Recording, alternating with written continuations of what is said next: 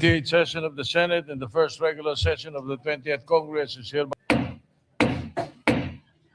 Senator Pampilo Lacson will lead the chamber in prayer. Heavenly Father, as we enter our Lenten break in the weeks to come, we thank and praise you for your gracious and unconditional love. We ask that you teach us how to turn our hearts back to you. Help us cleanse our sins and lead us to repentance, that we may find healing in your mercy. Grant us the strength to surrender our weaknesses. Give us the courage to defeat our fears. In the quiet of our hearts, help us repent with all humility, and the grace to follow your path each day of our lives. Empower us to live the new life that your salvation brings, reflects your truth and justice, to be worthy of your kingdom in the afterlife. All these we ask in the name of your Son, Jesus Christ. Amen. Amen. Secretary, will you please call the roll? Roll call of members. Honorable Senator Aquino, Senator Cayetano Alan, Senator Cayetano Pia, Senator De La Rosa, Senator Ejercito, Senator Escudero, Senator Estrada, Senator Gatchalian, Senator Go, Senator Hontiveros, Senator Lacson, Senator Lapid, Senator Ligarda, Senator Marcoleta, Senator Marcos, Senator Padilla, Senator Pangilinan, Senator Tulfo Erwin, Senator Tulfo Rafi, Senator Villanueva, Senator Villar Camille, Senator Villar Mark, Senator Subiri. The Senate President is present. With 21 senators present, the chair declares the presence of a quorum. Majority Leader. Thank you very much, Mr. President. Mr. President, we have several guests in the gallery today.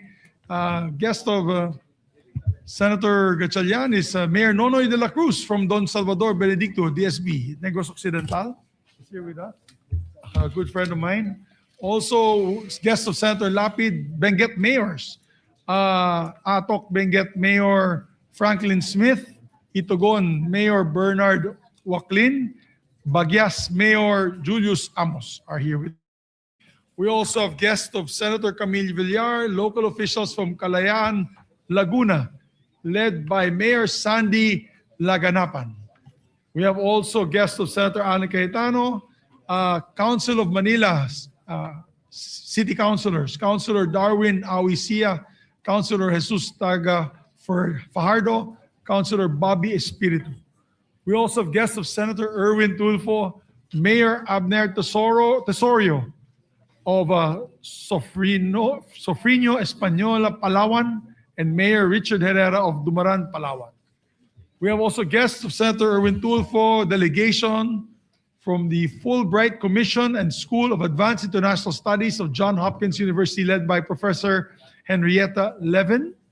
And we have also guests of the Senate, the SK Federation and Youth Development Council from the municipality of Mayoyao, Ifugao, Mr. President. All here visiting us, the Senate. And also We welcome. And also Yes.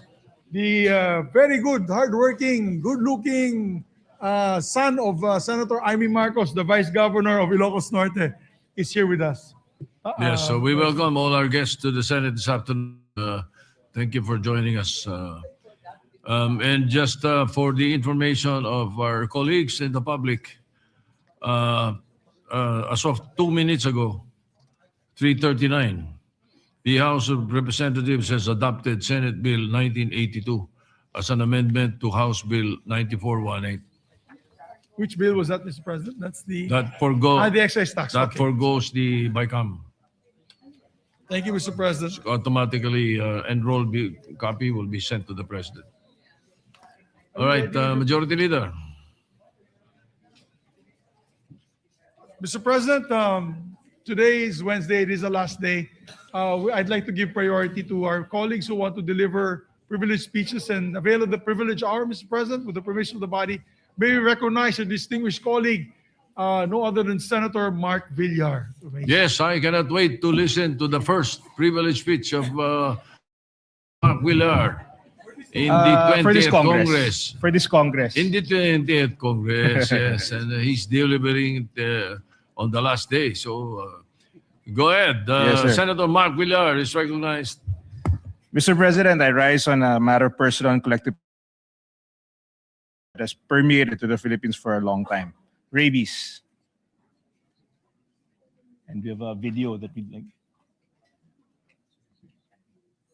Next schedule mo na. Busy nga daw po, sayang naman daw po yung kikitain niya. Yung kinagat siguro siya, sir, parang binaliwala niya. Wala din kasing panggastos, sir, doon eh.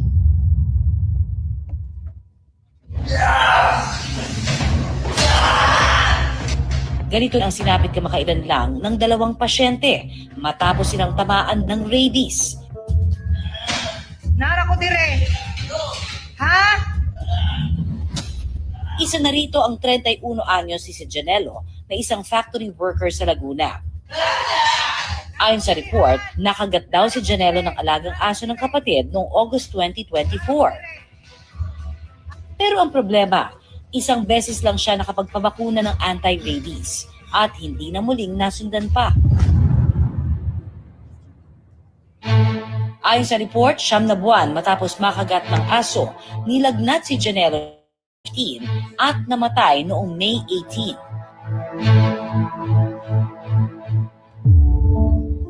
Samantala, napabalita rin ang pagkamatay ng 25 anyos na si Nicole nang dahil rin sa rabies. Ayon sa ina ni Nicole na si Lizelle, nitong maso lamang daw na pero wala raw pinagsabihan si Nicole tungkol dito. Tila hinang-hina ang 13 anggulang na si Jamaica sa ospital. Kung minsan daw kasi ay hindi siya mapakali, nagpupumiglas at hirap ng huminga. 12 oras matapos isugod sa ospital, binawian siya ng buhay. Rabies encephalitis ang sanhi ng pagkasawi ni Jamaica. Sabi raw ni Jamaica, Pebrero pa siya nakagat ng aso. Nakita na raw nila noon ang sa paa. Bakit ka lang nagsabi ngayon lang na? Sabi niya, sorry mama, sorry ma. Ayon sa eksperto, posibleng umabot sa 2 buwan hanggang 1 taon ang incubation period ng virus sa katawan ng isang tao bago makita ang mga sintomas nito. Ito ay karaniwang lumalabas 30 days o 1 buwan hanggang 3 buwan pagkatapos makagat ng hayop, lalo na kung hindi nagpabakuna yung pasyente. Pero may mga mangilang-ilang ang 9 na buwan hanggang sa ang pinakamatagal ay 1 taon bago magkaroon ng sintomas ang pasyente.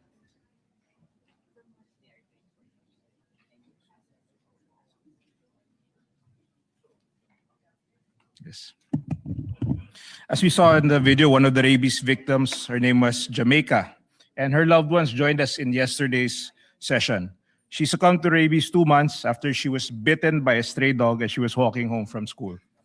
Jamaica was not able to receive immediate medical attention as she regrettably kept the accident to herself. Mr. President, in her last days, Jamaica was able to document her heartbreaking condition as she was trying to be brave throughout the whole ordeal. Mr. President, rabies virtually has a 100% fatality rate once symptoms appear. An average of 400 Filipinos die of rabies each year, while around 4 million annual bite cases are recorded annually. These numbers place the Philippines 6th among the countries with the highest incident of rabies. Mr. President, isa po si Jamaica sa libo-libong kabataan na naging biktima ng rabies. Isa siya sa mga 300 to 400 na Pilipinong namamatay taon-taon mula sa infection na ito. Mr. President, Jamaica is not just a statistic.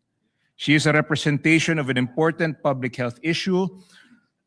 Sa katauhan ng batang si Jamaica, makikita po natin ang kahalagahan ng pagkakaroon ng accessible at sapat na tulong medikal para sa mga viral infection tulad ng rabies.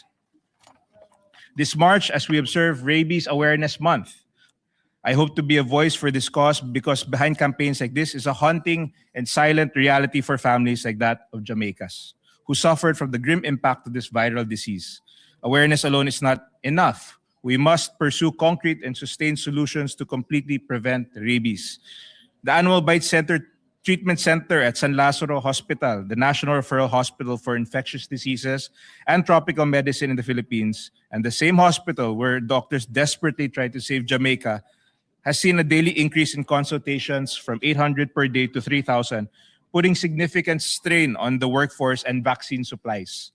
For the last 5 years, we saw continued rabies-related deaths. From 235 cases in 2020, this ballooned to around 300 last year. In 2025, about 95% of these cases involve animals that are either unvaccinated or have an unknown vaccination status.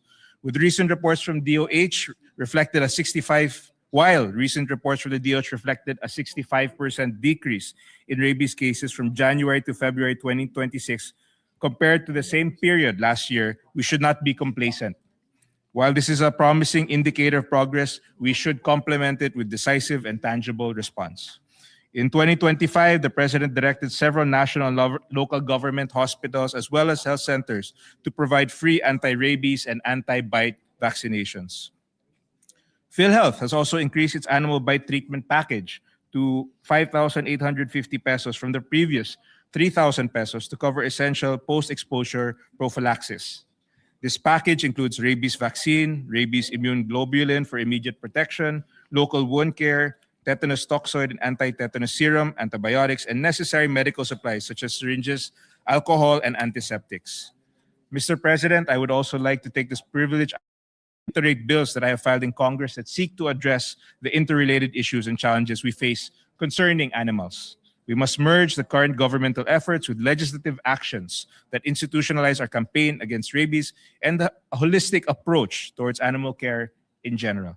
First, Senate Bill number 255, or the Animal Medical Center Act. If we are truly to promote animal welfare and prevent viral diseases such as rabies, we must ensure greater access to affordable veterinary services. Currently, veterinary clinics remain scarce and are often privately owned, making them inaccessible and unaffordable to many Filipinos. As such, this bill addresses the challenge of limited access to quality veterinary healthcare services across various regions of the country by establishing veterinary clinics in every city or municipality. This would ensure that farmers, pet owners, and communities have reliable access to veterinary healthcare services. Second, we have Senate Bill number 591, or the act promoting the adoption of stray and impounded animals by incentives. Mr. President, there are 13.11 million stray cats and dogs in our country. Many of these animals are potential carriers of rabies and other diseases that may pose serious risks to human health. These animals are also those who are struggling to survive on the streets, with hundreds of them being euthanized monthly due to lack of space and resources. As such, this bill aims to encourage the adoption of stray and impounded animals through incentives. On a personal note, we have adopted animals from the Passion Project, and we continue to take care of a lot of these stray animals in our own home. Yung iba nasagasaan ng kotse, yung iba inabandon ng mga owners. So that's our that's one of the things that we enjoy doing, is adopting stray animals, dogs in particular. Many Filipinos consider their pets as members of their family. Some even proudly call them parents, celebrating their pet's birthday, caring for them with love, and mourning their loss as they would any loved one. However, not all these animals experience this kind of compassion. While some live comfortably and receive proper care, others endure cruelty, neglect. And that's why, Mr. President, we call for reinforced laws and stricter enforcement to elevate our standards for animal welfare. Mr. President, these proposed measures, together with the current efforts of the government, may provide a holistic approach towards addressing the issue of animal welfare and animal-related diseases such as rabies. Yes, rabies has a 100% fatality rate, but it is also 100% preventable. Vaccinating our pets remains our first line of defense, and it is the responsibility of the government to ensure that these are accessible, affordable, and available to every community. At the same time, pet owners share this responsibility by ensuring that their animals are properly vaccinated. In cases of exposure, immediate medical treatment after a bite or scratch can mean the difference between life or death. Preventing rabies, therefore, is not only a matter of policy. It is a shared responsibility between the government, communities, and every pet owner committed to both human and animal lives. In fact, as part of our continuing efforts to combat the spread of rabies, there will be a spay and neuter event spearheaded by the Philippine Veterinary Medical Association in partnership with the Provincial, City, and Municipal Veterinarians League of the Philippines on March 19, 2026. This is a simultaneous nationwide activity to be participated in by at least 19 localities, including a primary event at the veterinary office in Malolos, Bulacan. This event will be held in line with the Rabies Awareness Month and aims to highlight the vital role of animal welfare, responsible pet ownership, and mass spay and neuter initiatives in the effective control and eventual eradication of rabies. Mr. President, dear colleagues, ilang kabataan na tulad ni Jamaica pa ang babawian ng buhay dahil walang sapat na access sa agarang lunas, praktikal na kaalaman at serbisyong veterinaryo. Kung ang asong kay Jamaica ay nabakunahan lamang, marahil ay buhay po siya ngayon. It is high time that we translate our shared strengthen animal welfare, enhance public health protection, and ultimately prevent the loss of both human and animal lives. This is a step closer to better communal responsibility and in advancing universal humanity. By adopting conclusive policies coupled with consistent implementation, we hope to set an example to the future generations on responsible and compassionate pet ownership and purposeful, decisive governmental action reflecting a society that is pragmatic but inclusive and empathetic, even to our animal friends and family members. Thank you, Mr. President. I can definitely relate to the privileged speech of Senator Mark Villar. For the record, and this is kind of a trivia. In 1958, you were not born yet, and most of our colleagues were not born yet. I was beaten by a dog, the dog of my father. That was 1958. In 1959, I was beaten by another dog of my father. And during those days, there were no rabies, only on for people, no, not for the dogs yet. So can you imagine? I had to undergo 27 injections at my back for each time that I was beaten. So 54. I started crying already because that's how painful it is. And it was. And that's why I said I can relate to that. And then the anti-rabies was presented in the early 60s, if I'm not mistaken. So how many injections are needed now? If you are beaten by a dog that is post probably parang less than 10 po. rabies. Ha? Ilan na? Mga 5 siguro. Hindi na po 50, mga 5 lang siguro, 5 or 6. 5. 5 na lang. Doon sa wound mismo. And no longer in the back. Now you know why I don't have dogs for pets. Anyway, my favorite pet is a horse. Anyway, so Senator Villanueva, you recognize. Mr. President, I was going to let you go ahead, but I think my intervention is very aligned with the Senate President. So with the permission of Senator Joel. With the permission, go ahead, Senator Pia Cayetano. Mr. President, I cannot top your story with being injected that many times.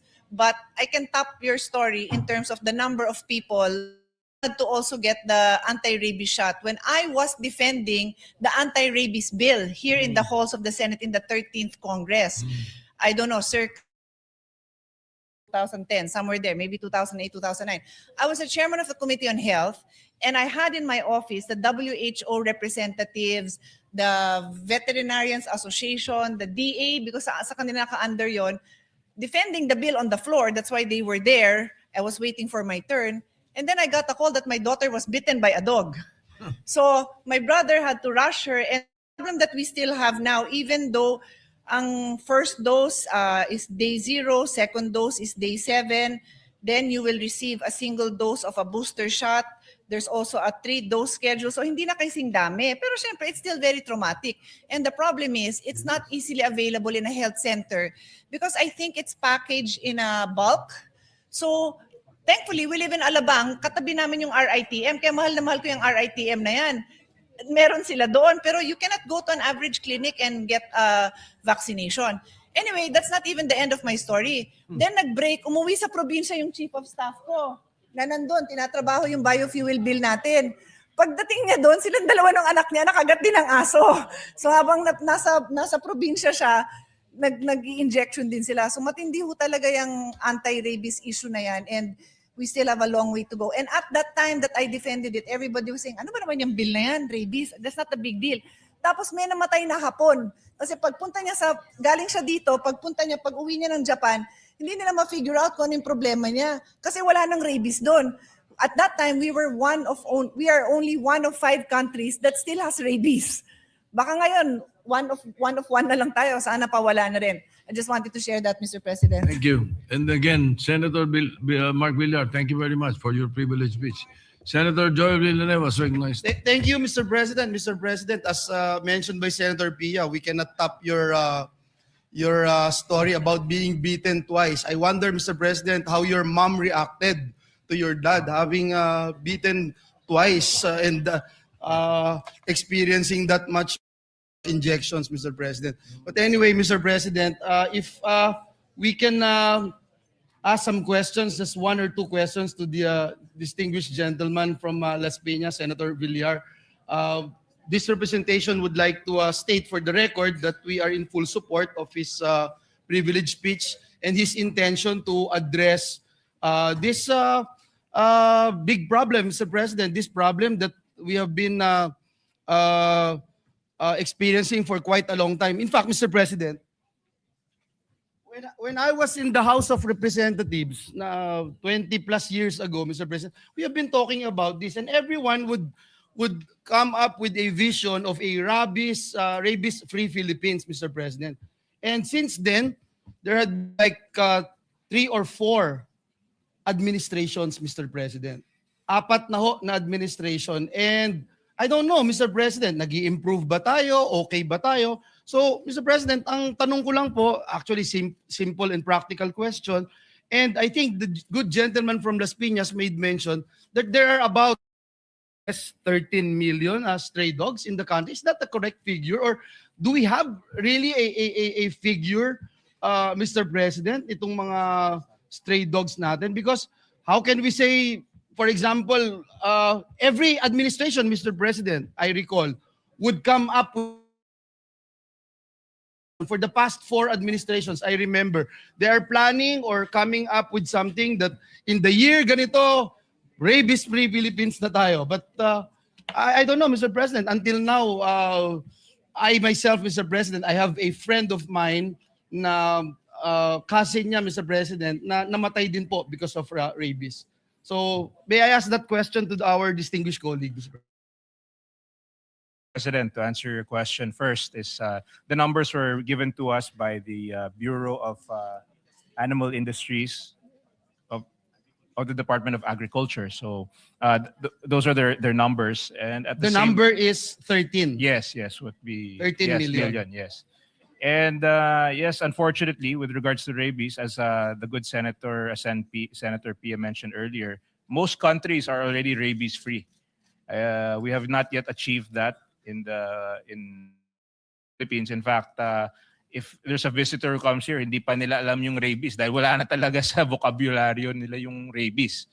But that's why I think it's really awareness. It's as you said, 100% curable.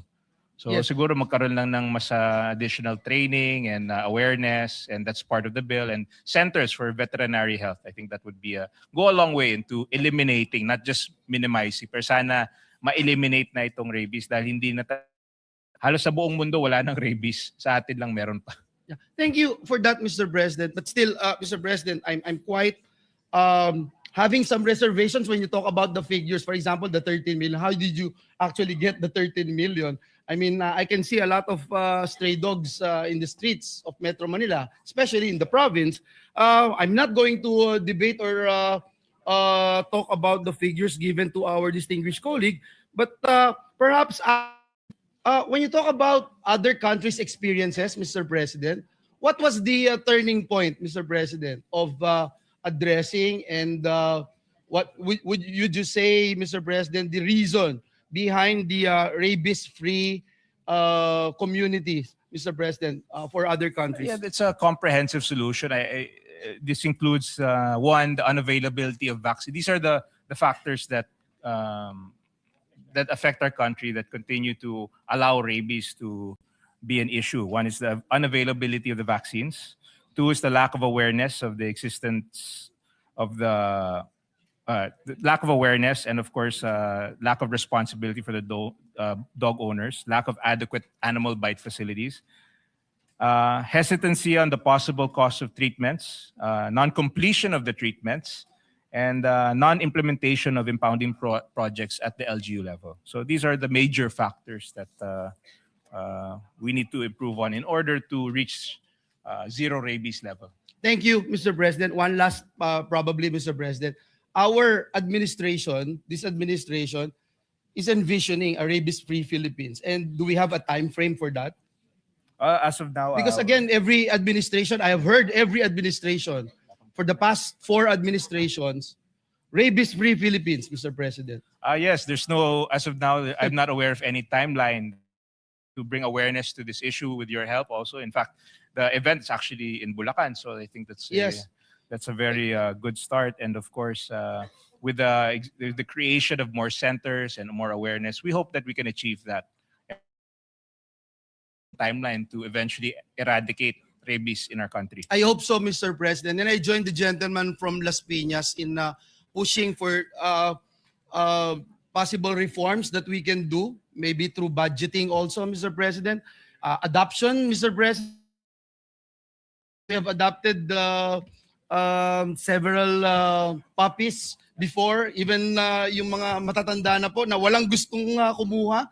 And unfortunately, Mr. President, even the process of adoption is kind of extra challenge, Mr. President. So I hope we can also do something about it. And please, one of your allies here in the Senate, Mr. President. Thank you, Mr. President. Thank you to our distinguished colleague, Senator Mark Villar. Thank you, Mr. President. Senator Jingo Estrada is recognized. Thank you, Mr. President. Iba ho magtanong sa ating kasamahan mula sa Las Piñas.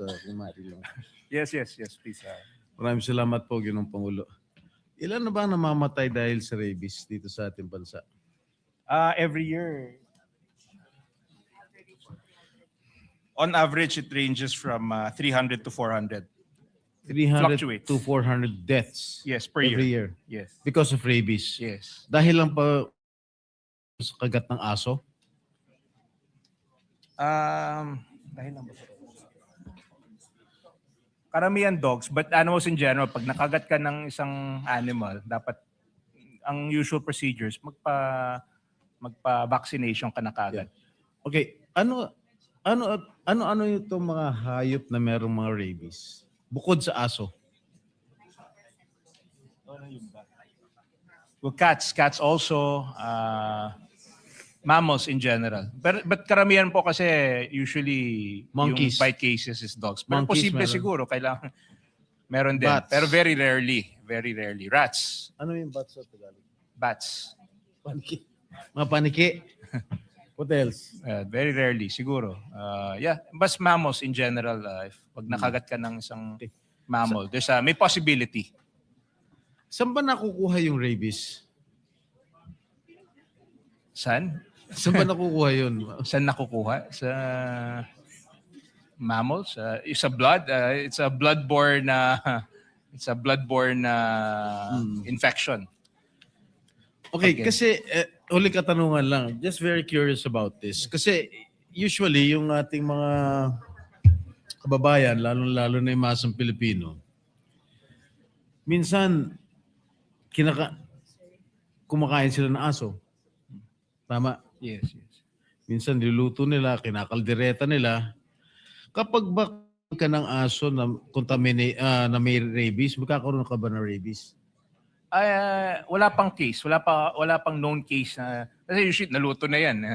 Yan. Hindi mo naman hindi mo naman kakaining live siguro. But it's more of a blood. So usually pag kinagat ka at may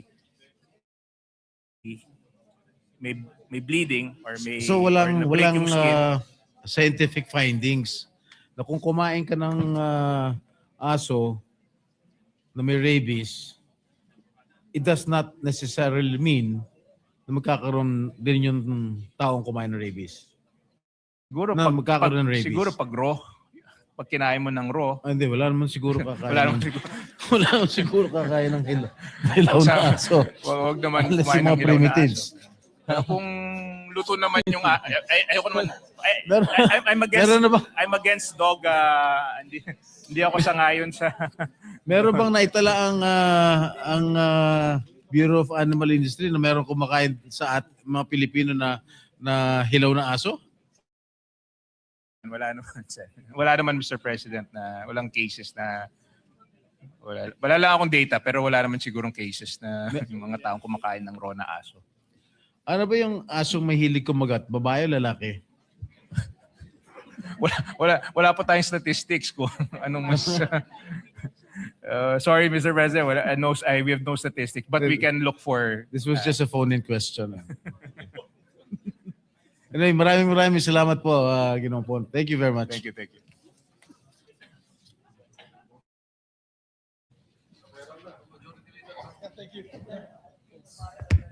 Majority Leader. Where are you? Oh, thank you. Thank you very much, Mr. President. Mr. President, Madam President, we'd like to refer the good gentleman from Las Piñas to the Committee on Health and Demography. So move, Mr. President. So referred.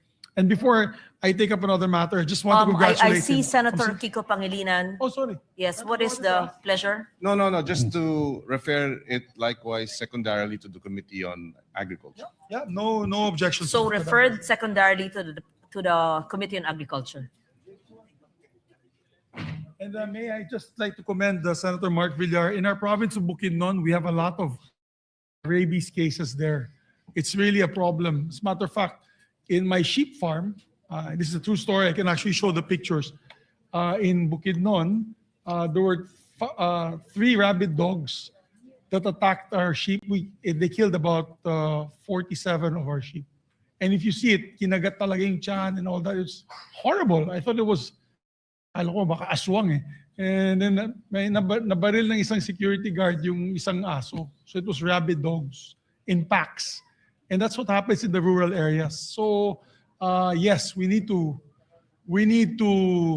vaccinate the dogs, at the same time have the medicines like Referral available for everyone to use and avail. So thank you, Senator Mark Villar, for that very important speech. As a matter of fact, my son, Wanmi and Santi are both users of Referral. Because nga when nung puppy pa yung aming aso na si Snowy, mahilig mag-nip, and he would nip my sons. So out of just pure security, safety reasons, although the dog has been vaccinated, we still had them have them get the shots. Kasi delikado nga po, you saw what happened. 100% mortality rate. If I'm not mistaken, alam ni Senator Soto ito, yung tatay daw ni Fernando Po Jr., Fernando Po Sr. had actually died from rabies as well. Dahil pinalik niya yung sugat niya sa aso. And this is a true story. It's actually, you can Google it. And he died because of rabies. So yes, this is a very, very dangerous disease, Madam President. So I thank Senator Villar for putting it back in our consciousness. If Sir is ready to give the speech, if not, can I allow Senator Pia Cayetano first to deliver her privileged speech, and then we can recognize the good lady. Yes, I'm no longer delivering a privileged speech. So please proceed with the agenda. Yes. Okay, thank you. Madam President, may we recognize our distinguished colleague from Taguig and Pateros to also avail of the privilege hour. We recognize Senator Pia Cayetano. We recognize Senator Pia Cayetano. Thank you, Mr. President. Madam President, I rise on a matter of personal and collective privilege. This coming Sunday is not just my birthday, it is World Water Day. So every year I have to stand up and celebrate World Water Day, which is more important than my birthday. This is a day dedicated to the importance of fresh water and for sustainable management of freshwater resources. This year's UNESCO theme is very close to my heart. It is water and gender. Where water flows, equality grows. This raises global awareness of fresh water and sanitation challenges. The theme reaffirms that access to safe drinking water and sanitation are fundamental rights, critical enablers of gender equality, directly contributing to sustainable development goals, particularly SDG 5 on gender equality and SDG 6 on clean water and sanitation. Access to safe, affordable, and reliable water is a basic human right and the foundation of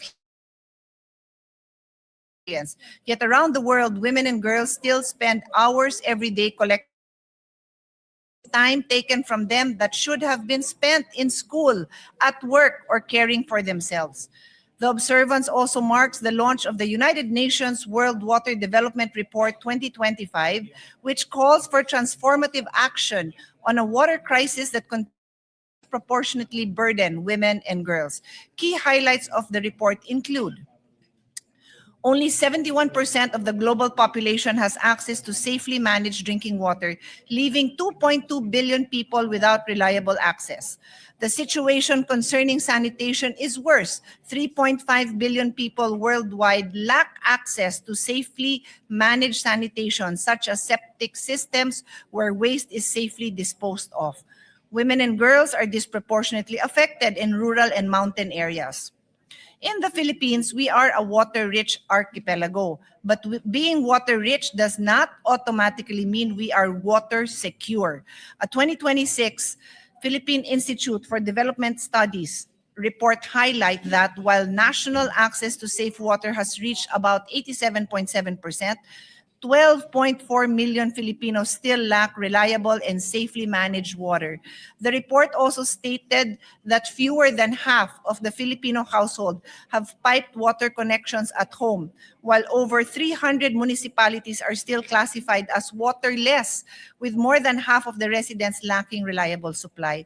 They often rely on distant shared sources like public wells or springs. Across 532 water districts, and exceeds effective supply by an average of 3.6 million cubic meters.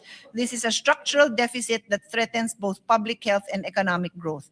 Behind these numbers are women and girls. In many rural and marginalized communities, it is still the mother, the daughter, the lola who walks farthest, waits the longest to fetch water, and often the last to drink when supplies run low. Women manage water in the household, but they are underrepresented in water governance, from barangay water councils to utility boards, which means their lived experience rarely shapes decisions on water allocation, pricing, or infrastructure. Mr. President, let's look at the numbers. The water crisis hits our most vulnerable hardest. Data from the DepEd reveals that 3,628 schools lack regular water sources, while over 8,000 rely on rainwater. Only 61% of schools nationwide have access to clean water, leaving millions of students vulnerable to dehydration and disease during class hours. On sanitation, according to the Philippine Statistics Authority Annual Poverty Indicator Survey, 84.7% of households had access to improved sanitation in 2024, up from 84% in 2022. Geographically isolated and disadvantaged areas. The disparity is more evident in these areas. According to the 2026 PIDS study, 12.4 million Filipinos lack safe drinking water access. On health, the consequence fatal. Diarrhea is the second leading cause of death in children under 5, responsible for approximately 480,000 to 525,000 deaths annually. Of all child deaths in this age group, with about 1.7 billion cases occurring yearly, mainly driven by the contaminated water, poor sanitation, and malnutrition. And on women, finally, we look at the burden on women. In 2025, the UNICEF and WHO reported 1 in 4 globally lack safe water, with women and girls fetching it in 7 out of 10 households without on-premise supply, spending 200 million hours daily worldwide. And in Philippine rural areas, women travel 2 to 3 hours daily to river springs during scarcity, risking assault and foregoing education or work. Our recommendations. Ladies and gentlemen, we are now facing an energy and a fuel crisis because of the ongoing conflict. But let us not wait for a water crisis. The time to act is now. The time to prepare for a situation which will draw out all our resources, which will require us to act swiftly, can be navigated if we plan carefully. There are many things we can do, Mr. President. In the 20th Congress, I filed Senate Bill number 348, also known as the Water Sustainability Act. This bill establishes the Philippine Water Sustainability Framework, which shall be used by the relevant agencies to ensure that Filipinos will always have safe and clean sources of water and guarantee the availability of these resources for future generations through responsible and sustainable management. I would also like to highlight the Philippine Institute for Development Studies proposal to create 3 separate bodies to regulate water to help address weak enforcement powers and regulatory overlaps. PIDS, Department of Water Resources for Water Resource Planning and Policy, the Water Resources Allocation Office for Water Rights Allocation and Adjudication, and the Water Regulatory Commission for Economic Regulation of Water Utilities. This separation reflects international best practices where policy making, resource allocation, and economic regulations are handled by separate institutions according to. We also recommend the launch of a national water literacy and hygiene program campaign targeting schools and workplaces to institutionalize water management and sanitation as a universal civic duty, while specifically debunking the myth of water labor as a female-only task by encouraging men and boys to share the domestic burden of collection. To meet 2030 targets for WASH, water, sanitation, and hygiene in schools, the UN recommends doubling current investment and construction speeds. Moreover, the UN specifically recommends promoting indigenous communities in how water resources are governed. The ASEAN Institute for Peace and Reconciliation discussion emphasized that fostering water diplomacy through ASEAN's cooperative approach can prevent tensions over shared resources, strengthen regional water security, and engage diverse actors beyond state-level discussion. In conclusion, Mr. President and colleagues, water security is not only an infrastructure challenge, it is the foundation of human dignity, public health, and gender equality. Ensuring that clean, affordable, and reliable water flows to every household is more than just a target. It is an act of intergenerational fairness and justice. It is for the women who have carried its burden for too long, for communities who historically are overlooked, and for the generation who will inherit the rivers and coast we protect today. We must act now and work together with our national agencies, LGUs, and water districts to turn these targets into reality for every family. Thank you, Madam President.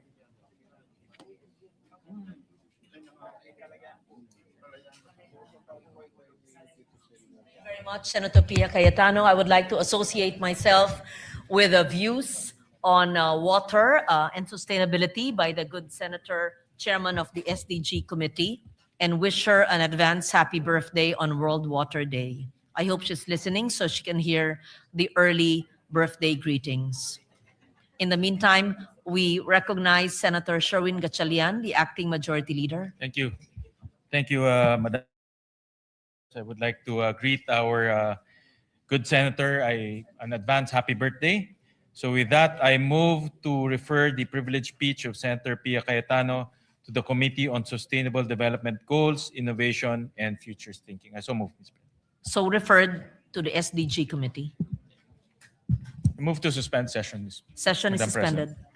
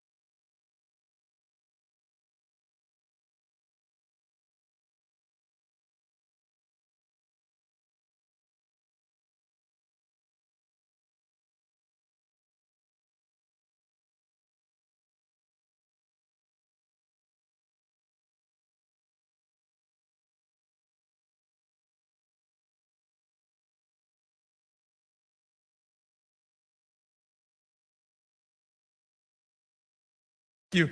Mr. President, I move that we resume consideration Senate Bill number 1966 under Committee Report number 46. I so move, Mr. President. Any objection? Hearing none, consideration of Senate Bill 1966 is hereby. This is an act institutionalizing, Mr. President, and may we recognize the sponsor, Senator Erwin Tulfo, for the period of amendments. May we open the period of amendments, Mr. President. Senator Erwin Tulfo is recognized. Thank you, Mr. President. Thank you, Majority Floor Leader. Mr. President, may I introduce my individual amendments to Senate Bill number 1966, to wit, Amendment number 1 on page 2, line 8, before the conjunction and insert the phrase persons of concern, such as asylum seekers, stateless persons, and refugees. I so move, Mr. President. An objection? Hearing none, approved. Amendment number 2 on page 4, line 6, between the words existing and customary, insert the phrase religious and. I so move, Mr. President. An objection? Hearing none, motion is approved. Amendment number 3, still on page 5, lines 12 to 16. Delete the phrase which shall cover hospitalization expenses, professional fees, cost of medicines, and other medical treatment or procedures such as implants, tests, and diagnostic imaging procedures for any illness or ailment, including postpartum complications and provisions of assistive technology devices, and in lieu thereof, insert the phrase to pay for hospitalization expenses, other medical treatments or procedures, which includes complicated birthing procedures or high-risk pregnancies, as well as professional fees, purchase of medicines and assistive technology device, goods or other services prescribed by the physician of a health facility. I so move, Mr. President. Is there an objection? Hearing none, motion is approved. And lastly, amendment number 4 is still on page 5, lines 16 and 17. Delete the sentence, a qualified beneficiary may be given assistance based on a hospital bill only once. I so move, Mr. President. Is there an objection? Hearing none, amendment is approved. Those are my individual amendments, Mr. President. Thank you. Thank you. Majority Leader. No more amendments, what? No more amendments? Are there any more amendments?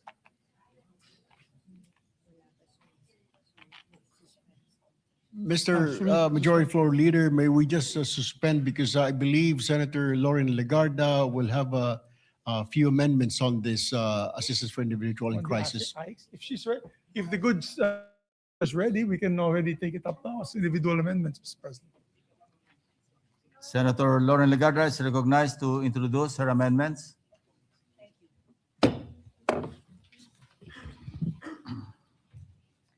Thank you, Mr. President. With the indulgence of the good sponsor, I would like to propose the following amendments.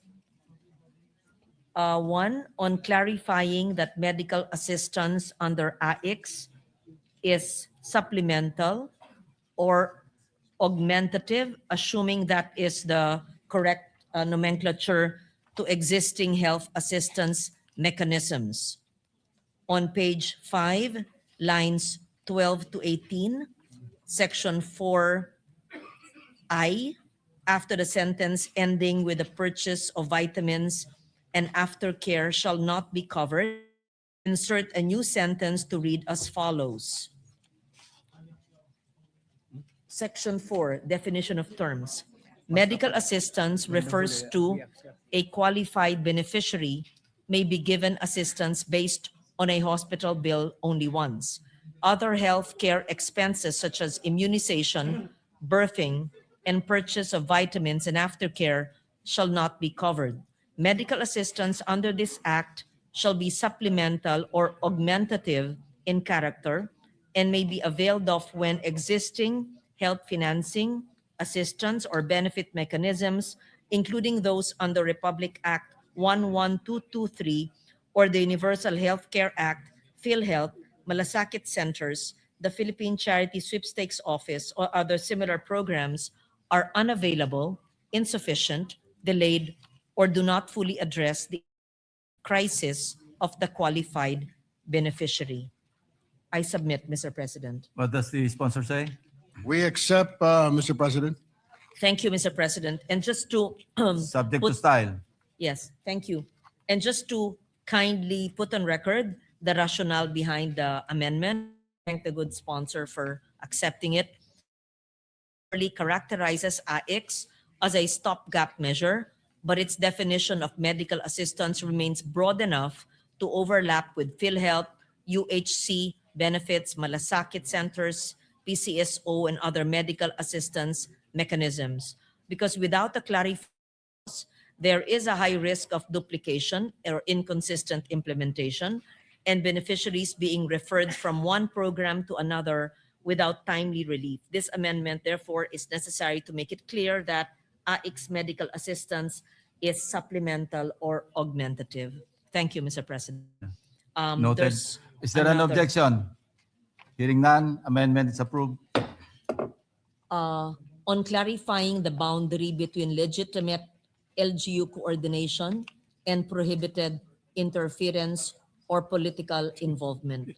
On page 8, lines 9 to 24, and page 8, lines 1 to 6, section 9D, after the phrase during extreme emergencies and disasters, please insert a proviso to read as follows. Section 9, modes of delivery services. D, transfer and prepositioning of material assistance to LGUs and national government agencies, NGAs, when necessary for timely and efficient delivery of assistance during extreme emergencies and disasters, provided that the participation of LGUs or NGAs under this paragraph shall be limited to logistical, warehousing, transport, crowd management, or other similar non-discretionary support necessary for the timely delivery of assistance, and that LGUs or their officials, employees, representatives, or agents shall not determine eligibility, influence beneficiary selection, control the release or distribution of assistance, require endorsements, or attach names, images, branding, or political presence to any activity under this act. The succeeding provisos may be revised subject to style. What I does the submit, sponsor Mr. say? President. We accept, Mr. President. Thank you. I thank the sponsor. Any Again, objection? Hearing none, it's approved. just to put on record the rationale, and I thank the good sponsor for his acceptance, this amendment is necessary to make clear that LGU or NGA participation under Section 9D is limited to non-discretionary logistical support, does not include any role in eligibility determination, beneficiary selection, release of assistance, endorsement, or political branding. Third, on narrowing the data sharing provision and providing express data privacy safeguards. On page 9, line 16 to 18, section 10, after the sentence for real-time data sharing between DSWD and the LGU shall be institutionalized, please insert a new sentence to read as follows. Section 10, Integrated Program Delivery System. In keeping with the principle of equitable access and ensuring that access to the AIX program is maximized, a mechanism for real-time data sharing between the DSWD and the LGUs shall be institutionalized. Such data sharing shall be limited to information necessary for the verification of the identity of qualified beneficiaries, prevention of duplication or fraud, augmentation of assistance, and referral coordination, subject to appropriate access controls, data audit trails, and retention and deletion rules in accordance with applicable data privacy and security laws, rules, and regulations. I submit, Mr. President. What does the sponsor say? We accept, Mr. President. Thank Any you. objection? Hearing none, amendment is approved. I thank the good sponsor for his gracious response. Let me just cite the rationale behind the amendment. As drafted, the bill institutionalizes real-time data sharing and allows interagency sharing from a centralized database, but does not specify the permissible purposes, the limits of access, or the safeguards governing use, retention, and disclosure of beneficiary data. The amendment is necessary to ensure that data sharing is narrowly tailored to legitimate program purposes and supported by clear privacy safeguards. Allow me, Mr. President, to congratulate the sponsor, former Secretary of the Social Welfare Department, for institutionalizing this important government program. And I join him in the passage of this measure and congratulate him as well. Thank you very much. Thank you, Senator Legarda. Majority Leader.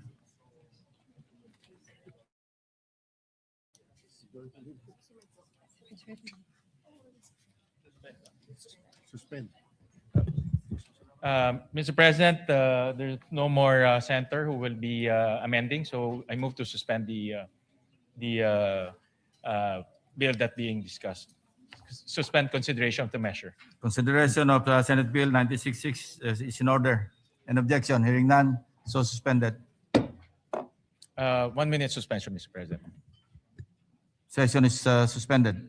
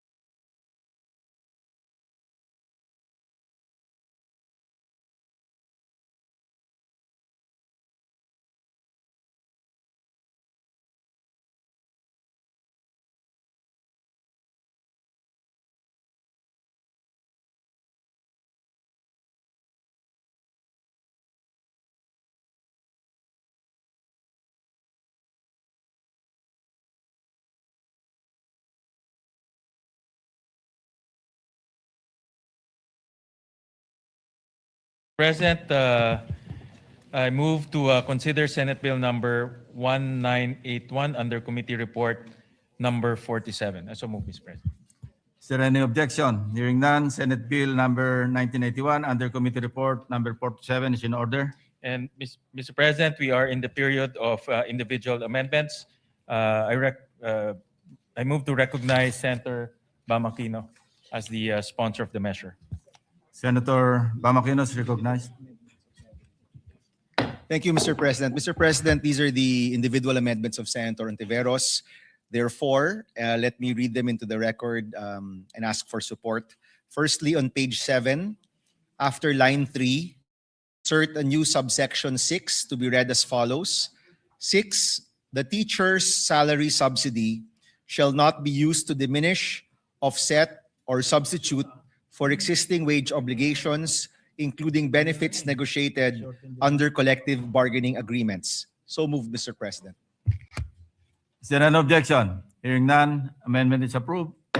Secondly, Mr. President, on page 7, after line paragraph to be read as follows. Provided that teachers shall have the right to be informed of the assistance extended to them and to participate in the monitoring and verification of the various assistance under this act. So moved, Mr. President. Is there an objection? Hearing none, amendment is approved. On page 9, after line 26, insert a new paragraph to be read as follows. Provided, however, that in cases where the government has failed to reimburse or has only partially reimbursed voucher payments due to a participating private school for a given school year, such school shall have the right to discontinue its participation in the voucher program in the immediately succeeding school year upon due notice to the department and affected students and parents or guardians without prejudice to the completion of obligations for the current school year. So moved, Mr. President. An objection? Hearing none, motion is approved. Lastly, Mr. President, on page 10, after line 4, insert a new paragraph to be read as follows. Public officer or employee who, in collusion with any participating school, its officers or personnel, or any individual, commits any of the foregoing acts shall be subject to the same penalties prescribed for participating schools and the responsible officers under this act, without prejudice to prosecution and the imposition of additional penalties under Republic Act number 3019 or the Anti-Graft and Corrupt Practices Act. So moved, Mr. President. An objection? Hearing none, amendments approved. Mr. President, these are all the amendments of Senator. And with the majority leader's permission, I move to close the period of amendments, Mr. President. There's a motion to close the period of amendment. Yes, Mr. An President. objection? Hearing none. With that, Mr. President, we move to close the period of amendments. An objection? Hearing none. Approved. Thank you, Mr. President. Mr. President, there being no other members. So we move to approve on second reading Senate Bill number 1981 under Committee Report number 47, Mr. President. So Is there an objection? Hearing none. Senate Bill 1981 under Committee Report number 47 is approved on second reading. thank you, Mr. President. I move to suspend consideration. Senator Bamakino is recognized. Yes, Mr. President, I just want to thank our colleagues for the support for this bill, especially Senator Gatchalian, who passed this bill in a previous Congress and who also raised it in plenary a few weeks ago. This will definitely help our students, Mr. President. It will help in the decongestion, in the access, and support for our students who are also in the private schools and in the public schools as well. Maraming salamat, Mr. President. Thank you and congratulations. Thank you, Mr. President. Mr. President, I'd just like to recognize, I move to suspend consideration of the measure. So it's suspended. Mr. President, I'd like to also recognize our friend from Madrid, Surigao del Sur, Mayor Paulo Lopez is here with us today. And I believe their SK chairman. Welcome to the Senate, sir. Thank you, Mr. President. Mr. President, I move that we resume consideration 94 under Committee Report number 31.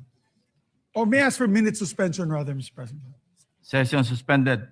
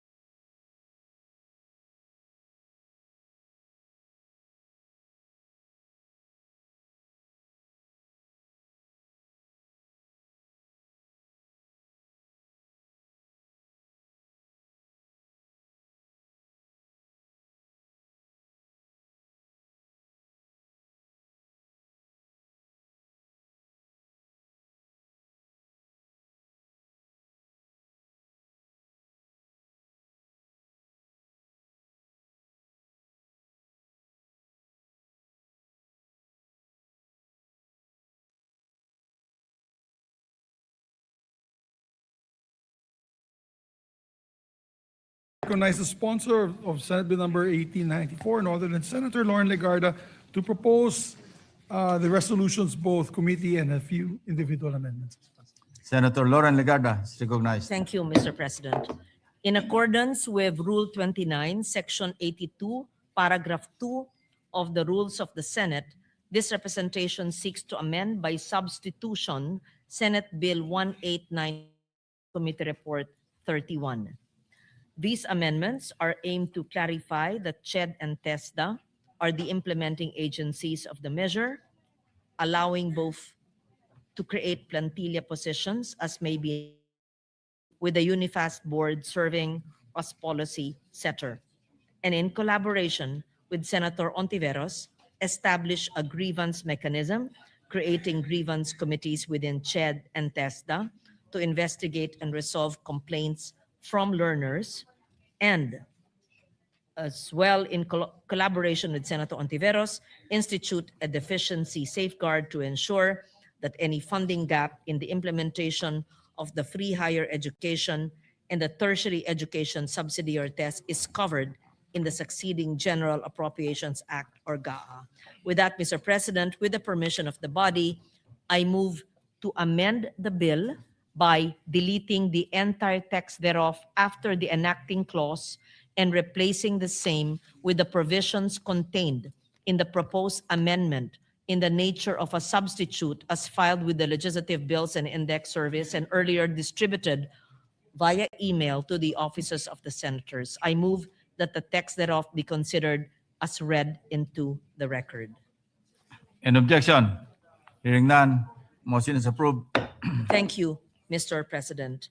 I will await now the amendments. May I just ask for quick suspension, Mr. President? Session ended.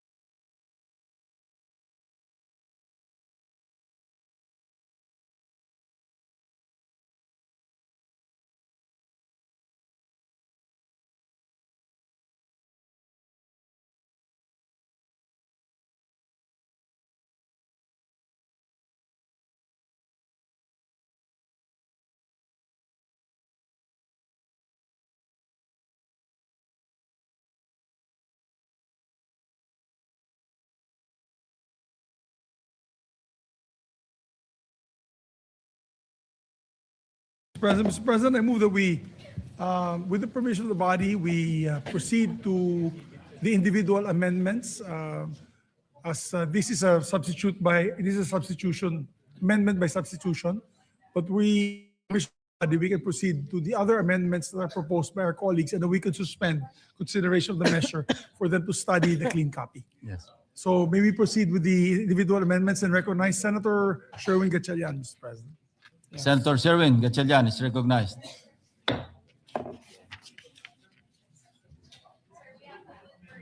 Yes. There are no objections earlier, Mr. President, on the substitution. For the record, you can bang the gavel, Mr. President, that there's no objections to the Yes, amendments. and for the record, Mr. President, this was filed with the Bills and Index. It was emailed to, and we accept this already incorporated the Ontiveros amendments in the bill by substitution, and now using the bill as in substituted bill as the working draft, we will accept the Gatchalian amendments. Thank you, Mr. President. Is there an objection? Hearing none, motion is approved. Thank you, Mr. President. May we recognize Senator Gatchalian for his amendments. Thank you. Thank you, Mr. President. Mr. President, on page 5, line 6, insert the words as start of the sentence Likewise. of the new section 5A without prejudice to the standards imposed for admission and I so move, Mr. President. Is there an accept. objection? We Hearing accept, none, Mr. President. approved. On page 6, line 14, after the word the words pursuant to RA 11315 or the Community-Based Monitoring System Act. I so move, Mr. President. We accept, Mr. President. Is there an objection? Hearing none, approved.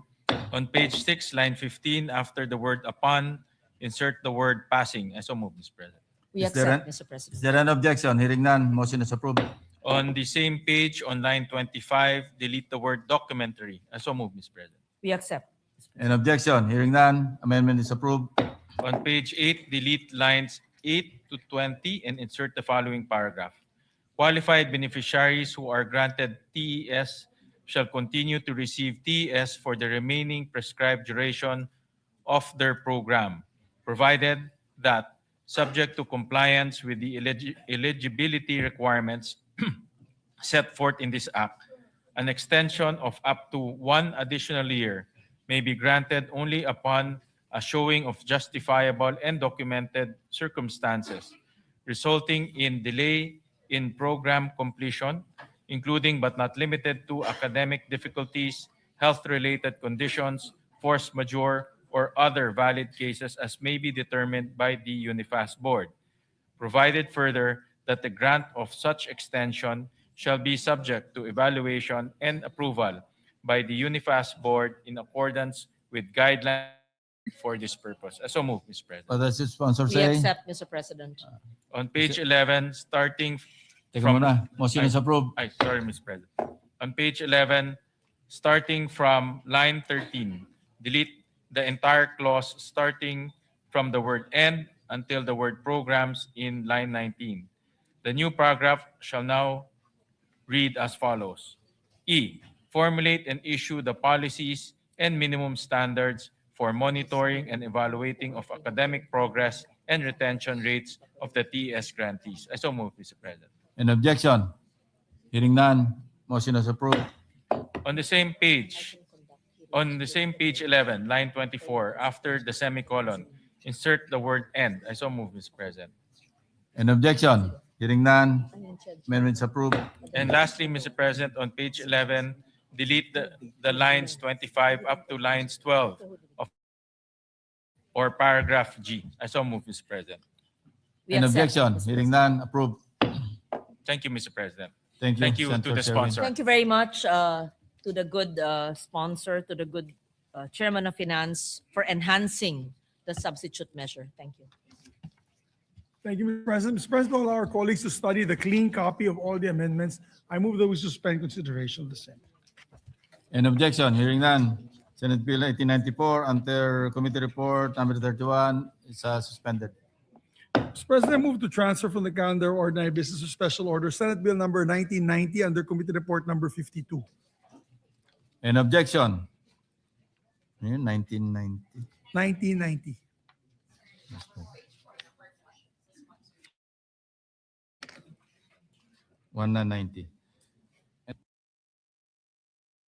Consideration of Senate Bill 1990 under Committee Report number 52 is transferred to special Orders. order. Yes. Thank you, Mr. President. May we move to 1990 and ask the Secretary to read the title of the measure.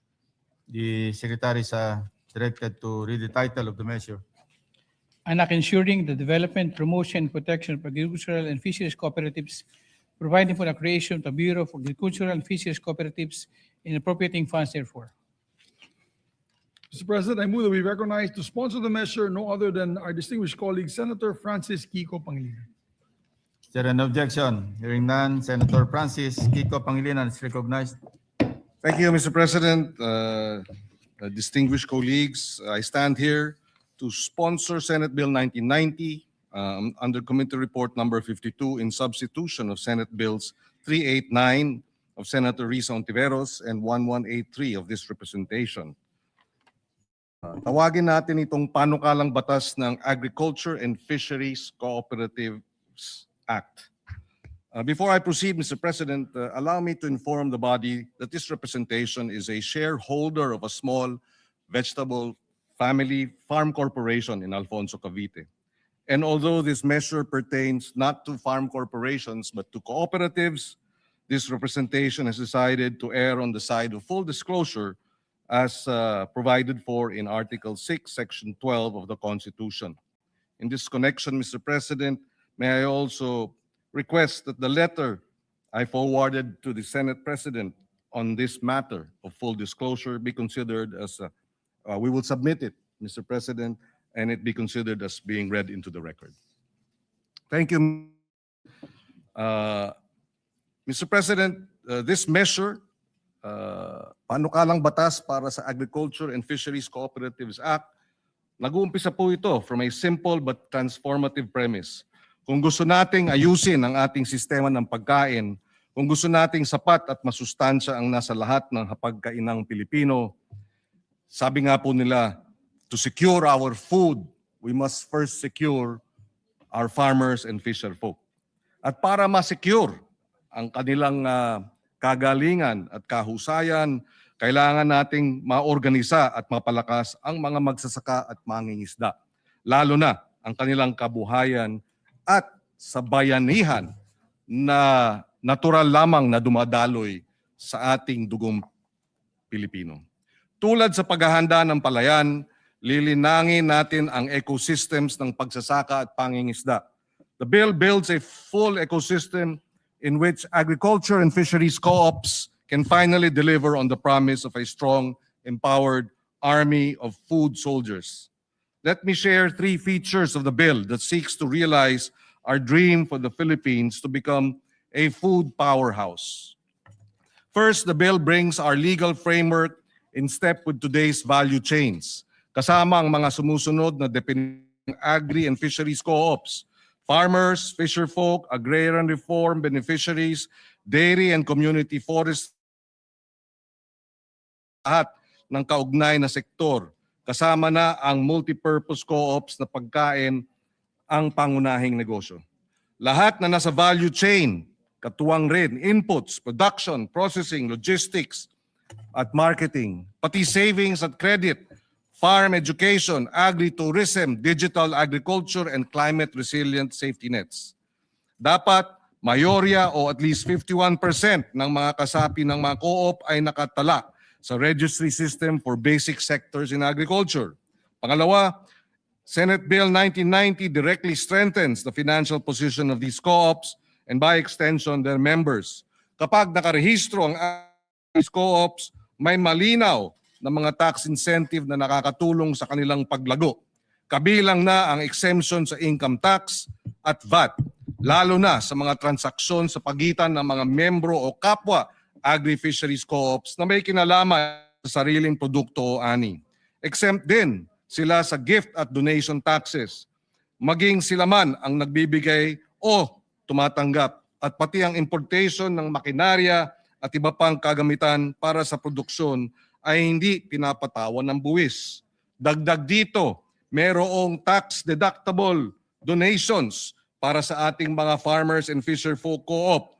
Kapag piso ang dinonate ng personal o real property sa ating mga accredited farmers at fisher folk, maaring mabawa nung donor yung 1 peso and 50 centavos. This way, dadaloy ang kapital, ang pondo, ang infrastruktura, mechanization by way of donations, tax-deductible donations sa ating mga farmers at fisher folk organizations, co-ops. Layunin ng panukala na hikayatin ang pagbuo ng federasyon ng mga agri-fishers co-ops. Sandaling magsimula ang inisyatiba, tutulong ang DA at CDA sa pamamagitan ng patnubay sa polisiya at superbisyon upang matiyak ang maayos na pagtatatag nito. Tahasang sinama na rin natin sa panukala ang direktang pagmalaan. Ito ang ating Sagip Saka Act. Dinagdag din natin government banks and financial institutions must also extend preferential treatments to loans for agri and fisheries co-ops. Makikipag-ugnayan ang departamento sa Bangko Sentral para mas madali ang requirements ng pangutang para sa kapital, post-harvest facilities at iba pa. Gusto nating na madali ang access to finance, to credit ng ating organized co-ops.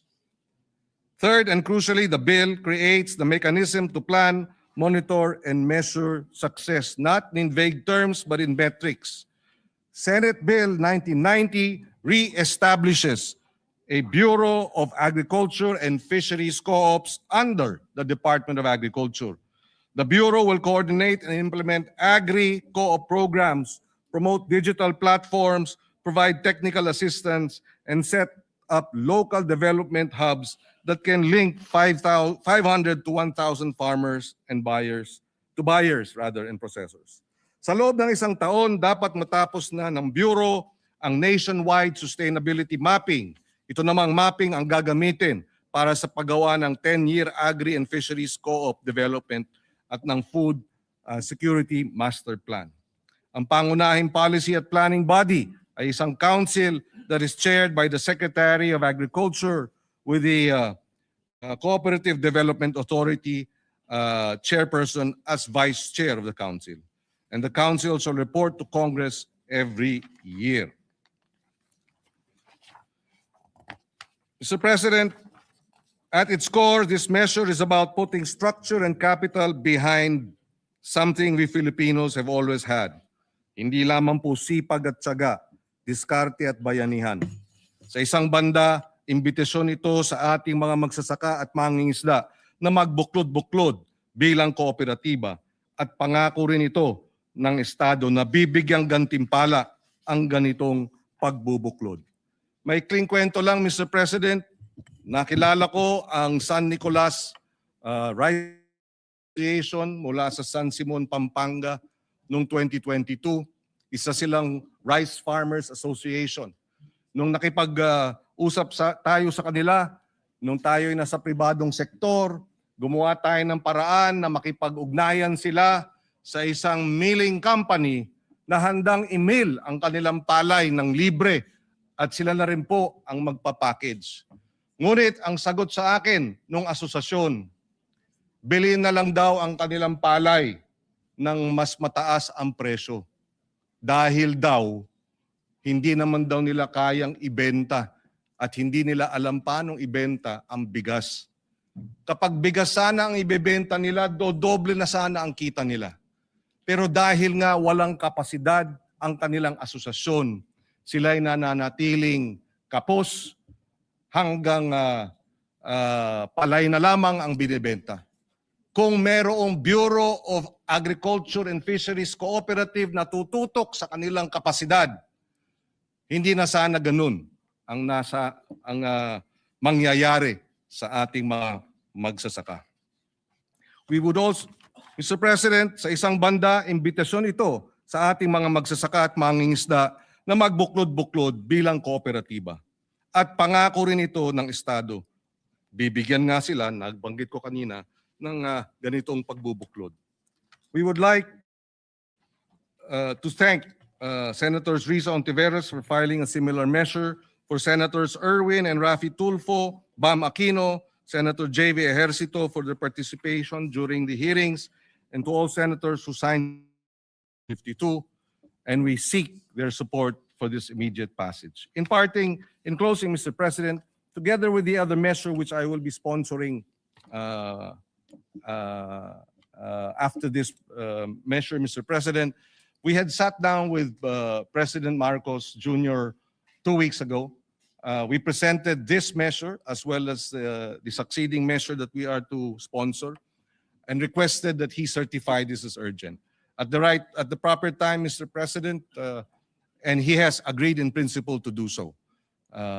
These two measures will hopefully address the gaps in the structure of agriculture and fisheries governance in the country, and therefore address the urgent need to fix what's broken in our agriculture and fisheries sector.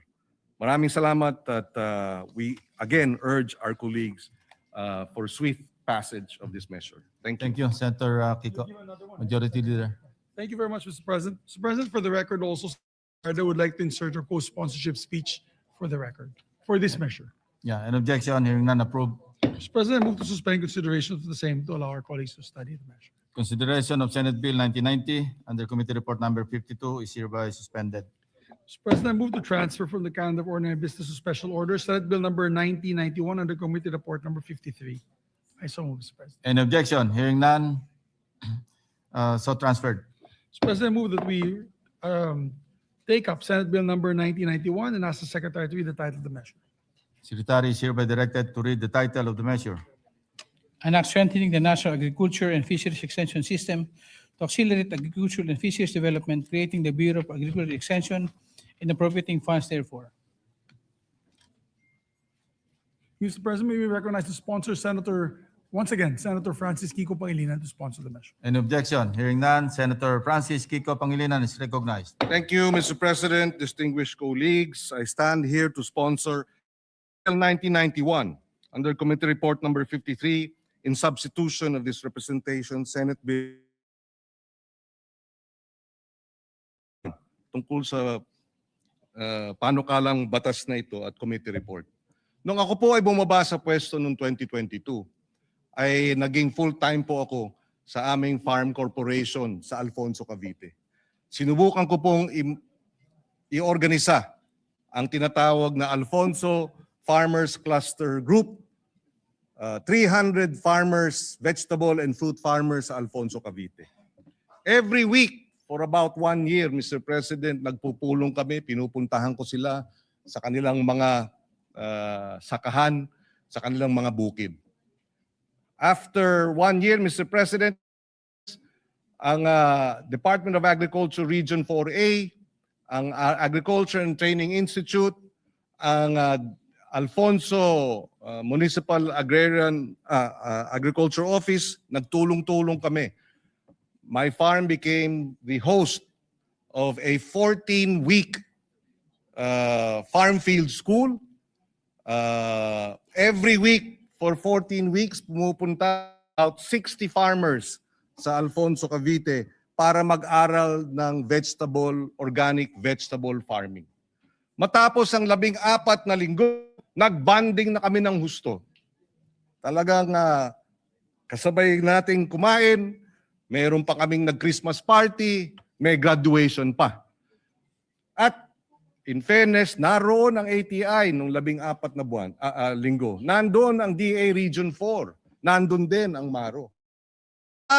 Natapos yung 14 weeks, nais nang mag-organisa yung 57 na mga farmers, bumalik na sa 13 Martires ang ATI, bumalik na sa Lipa ang Region 4A, at nung hiningi natin kay Mayor Randy, salamat at ng Maro, para tulungan kaming mag-organisa sa LGU, ang nabanggit sa akin ng LGU, 7 lamang ang kanilang empleyado ng agriculture office ng local government hindi makapagbigay ng kahit isang dedicated staff para maorganisa ang 57 willing farmers. Yan po ang nangyayari sa iba't dahil kulang ang presensya ng Department of Agriculture sa grassroots. Kaya po itong an act strengthening the national agriculture and fisheries extension system to accelerate agriculture and fisheries development and appropriating funds therefore seeks to address precisely that serious and wide gap in terms of governance, agriculture governance sa bansa. Kulang ang staff, napakalayo ng tanggapan sa amin sa Region 4A. Ako'y nasa Alfonso, Cavite, nasa Lipa. Kalahati, papunta pa lamang, 2 oras kalahati pabalik. Kaya po, hindi po kaya harapin yung araw-araw na mga pangangailangan ng suporta ng ating mga magsasaka. Mabibilang ang mga expert para sa palay, mais, baboy, gulay, manok, isda, high-value crops. At sila rin ang gumagawa ng lahat ng mga report, itong ating mga extension workers sa regional. At sasagot sa lahat ng mga tanong, madalas galing pa sa sariling bulsa ng ating mga extension workers ang kanilang pamasahe, pagkain tuwing sila ay bibisita sa bukid o sa baybay dagat. Sa ganitong sitwasyon, sapat ang disenyo ng ating extension work, kaya't kailangan itong baguhin.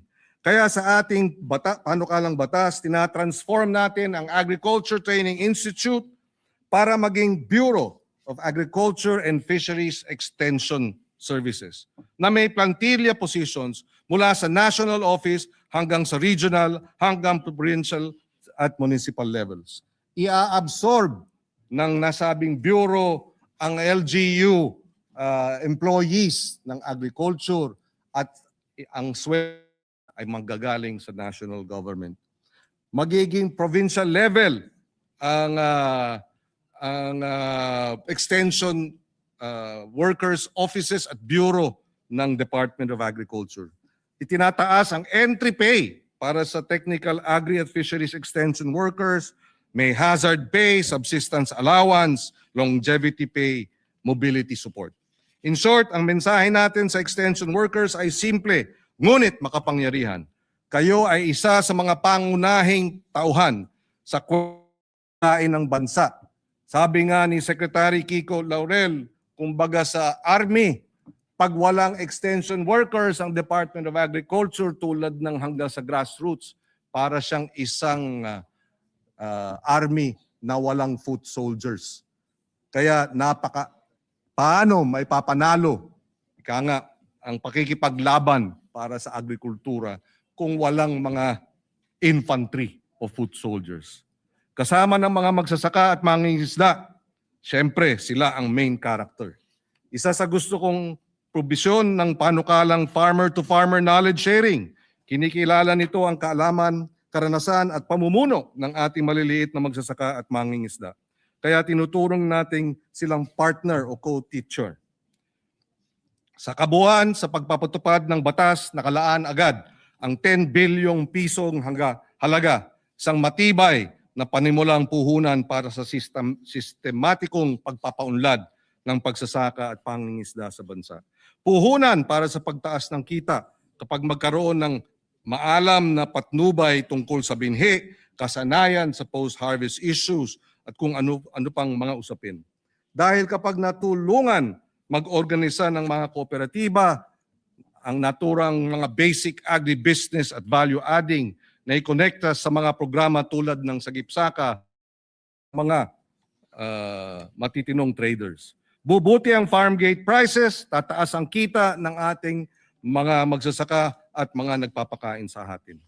Sa puhunan din ito para sa pang-angkop sa climate change. Puhunan din ito. Kapag naturuan ng climate smart agriculture technologies through extension services down to the grassroots, tamang paggamit ng insurance at iba pa, bababa na ang pagkalugi tuwing bagyo, baha, pagkapest, tuyot. Puhunan ito para sa sistematikong pagpapalago ng sistema ng pagkain. Kapag nabuo at napatupad ang isang 10-year roadmap na malakas ang ugnayan sa mga state universities and colleges, LGUs at maging sa private sector, mawawala na ang pagkawatak-watak at tutungo na sa sistemang tutok at maayos. Isasama natin ang CHED dahil 26,000 ng agriculture every year, Mr. President. At kinakailangan matap ito dahil every year din sa senior year ng ating mga OJT, required din silang pumunta sa mga magsakahan. Kaya pag may extension services na bureau, ayan sa CHED, matatap natin ang ating 26,000 graduates and 26,000 plus mga estudyante na tutulong sa extension workers. Matututukan na ang pangangailangan at suporta ng ating mga magsasaka at mangingisda. Kaya Mr. President, ito po ay isa pang structural reform sa agriculture na kinakailangan nating ayusin. In the end, Mr. President, when I was Food Security Secretary in 2014 and 2015, the country was importing $10 billion worth of agriculture. 10 years later, we are importing double, $20 billion worth of agriculture products. It is not right. We have to correct, Mr. President, the broken system of agriculture and fisheries in the country. Mahirap pa rin ang ating mga magsasaka. Baon pa sa utang. Puro import pa ang nangyayari sa ating pagkain. Kaya these twin structures, Mr. President, these twin measures that will restructure the department, Mr. President, I believe is the way forward. With the support of our colleagues and its swift passage, we are on the road to addressing the challenges of agriculture modernization and fisheries modernization in the country. Maraming salamat, Mr. President. Thank you, Senator Pangilinan. Majority Leader. Thank you, Mr. President. Thank you, Mr. President. To allow our colleagues to study the measure, further move to suspend consideration. Consideration of Senate Bill 1991 under Committee Report number 53 is suspended. Mr. President, I move to transfer calendar of ordinary business to special order, Senate Bill number 70, under Committee Report number 55. I so move, Mr. President. Is there an objection? Hearing none, so transferred. Thank you, Mr. President. To co-sponsor, we'd like to recognize Senator Rodante. My apologies, Mr. President. I withdraw that motion and move for the reference of business. Is there an objection? Hearing none, approved.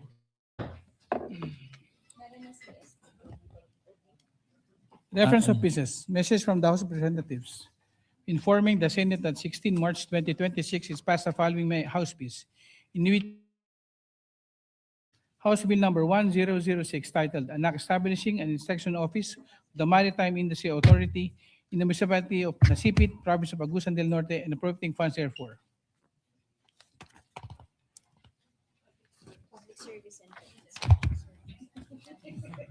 Referred to the Committee on Public Service and Finance. 3492, Anak increasing the bed capacity of the Cotabato Regional and Medical Center in the city of Cotabato, province of Maguindanao del Norte, from 600 to 1,000 beds and appropriating funds therefore. Referred. 8239, Anak establishing the municipality of Moncayo, province of Davao de Oro, a multi-specialty general hospital to be known as the Davao de Oro Multi-Specialty Hospital and appropriating funds therefore. And 8342, Anak renaming the Soc Sargent General Hospital in the municipality of Sorala, Prato, to Soc Sargent Regional and Medical Center, increasing its bed capacity from 75 to 1,500 beds, upgrading its professional health care services and facilities, authorizing the increase of its medical personnel and appropriating funds therefore. Referred to the Committees on Health and Demography and Finance. 8360, Anak mandating government agencies and local government units to allocate at least 25% of their budget for furniture and fixtures for products made of certified engineered bamboo and other bamboo-based commodities. Referred to the Committee on Finance. 8463, anak established Maritime Industry Authority Regional Office in Balanga City, Province of Bataan, and appropriating funds therefore. Referred to the Committees on Public Services and Finance. 64, anak abolishing the travel tax. Referred to the Committees on Ways and Means, Tourism and Finance. 8468, anak adopting and regulating the use of digital payment systems for government financial transactions in all merchants. Referred to the Committees on Banks, Financial Institutions, and Currencies and Finance. 8470, anak upgrading the Butuan Medical Center in the city of Butuan, Province of Agusan del Norte, into a level 3 hospital to be known as the Butuan General Hospital and property funds therefore. 8471, anak establishing in the municipal of Ipil, Province of Zamboanga, Sibugay, a level 3 General Hospital to be known as the Zamboanga Sibugay Medical Center and appropriating funds therefore. 8472, anak upgrading the Bukidnon Provincial Hospital in the municipality of Maramag, Province of Bukidnon, into level 3 General Hospital to be known as the Bukidnon General Hospital and appropriating funds therefore. 8473, anak establishing the municipality of Malangas, Province of Zamboanga, Sibugay, a level 3 General Hospital to be known as the Malangas Medical Center and appropriating funds therefore. 8474, anak upgrading the Rojas Memorial Provincial Hospital in Barangay Lanot, City of Rojas, Province of Capiz, into level 3 General Hospital to be known as the Capiz Medical Center and appropriating funds therefore.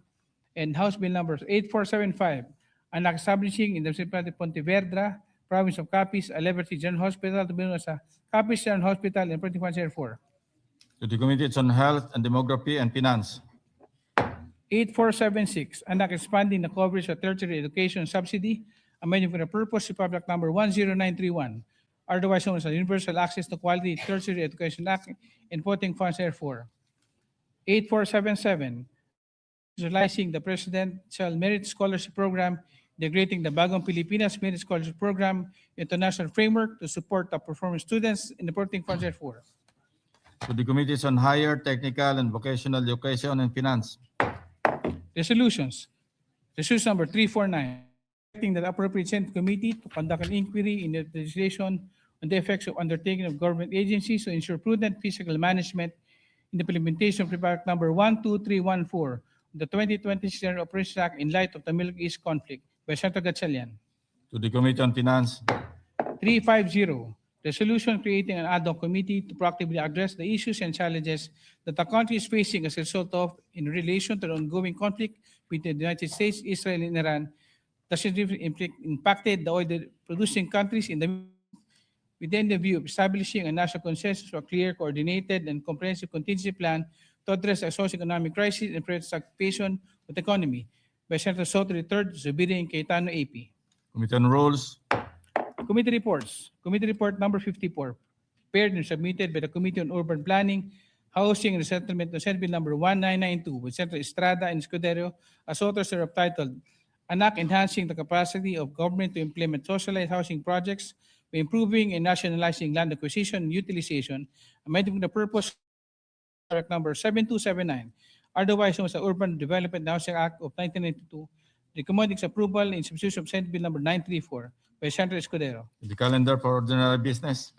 55, submitted jointly by the Committees on Urban Planning, Housing and Resettlement, and Justice and Human Rights on Senate Bill number 70, introduced by Senator Marcoleta, titled, Anak Exempting the Underprivileged and Homeless from the Required Payment of Supersedious Bond to appeal in relation to ejectment cases filed against them, amending for the purpose Republic number 7279, otherwise known as the Urban Development Housing Act, recommending its approval with amendment.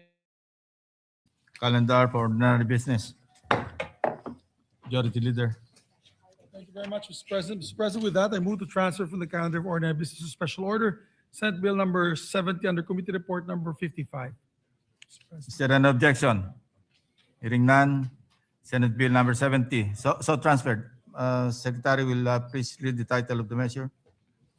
Anak exempting the underprivileged and homeless from the required payment of subsidious bond to perfect an appeal in relation to ejectment cases filed against them, amending for the purpose Republic number 7279, otherwise known as the Urban Development Housing Act.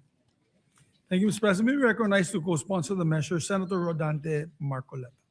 Is there an objection? Senator Rodante Marcoleta is recognized to sponsor the measure. Thank you, Mr. President.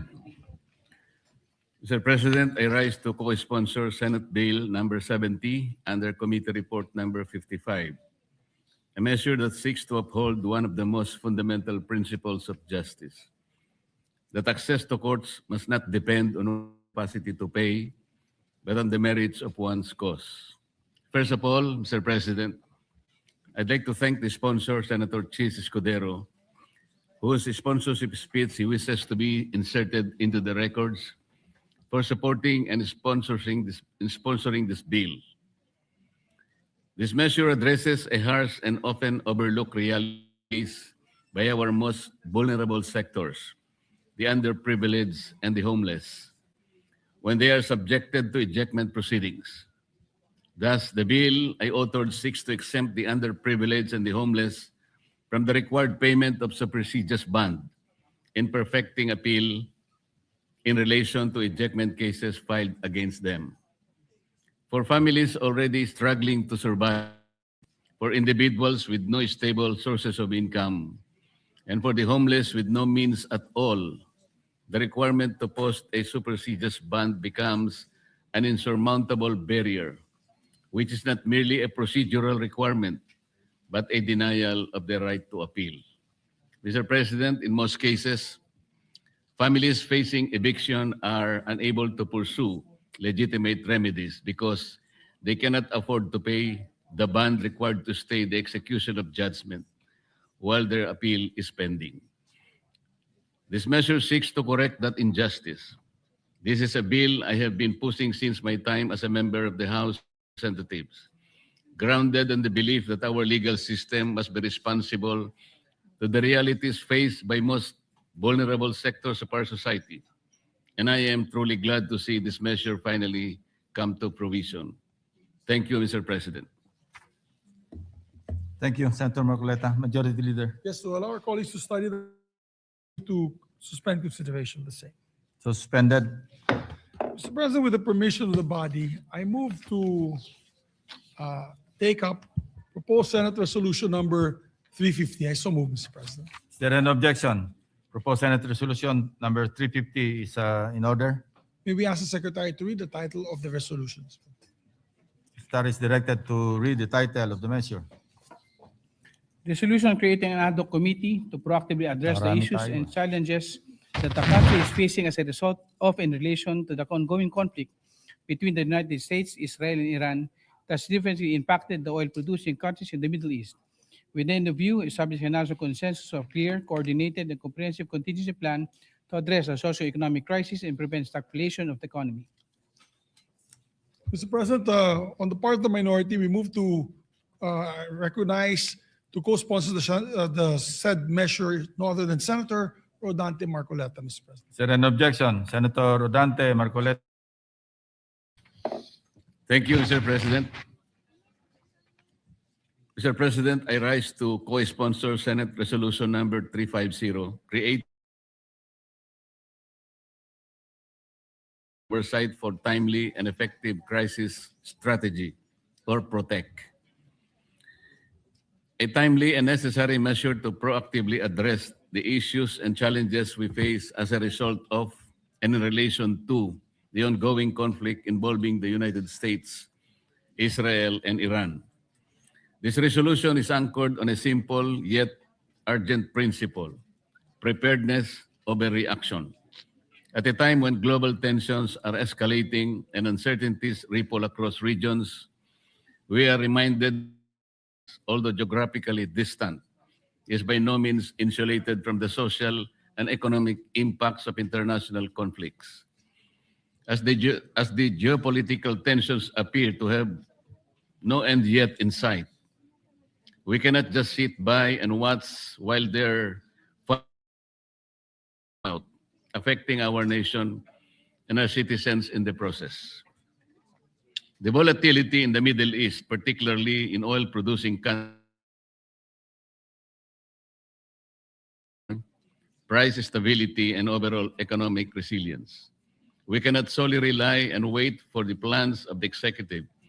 Rising fuel prices, supply chain disruptions, and inflationary pressures will inevitably affect transportation, food security, employment, and the daily lives of our people, especially the most vulnerable.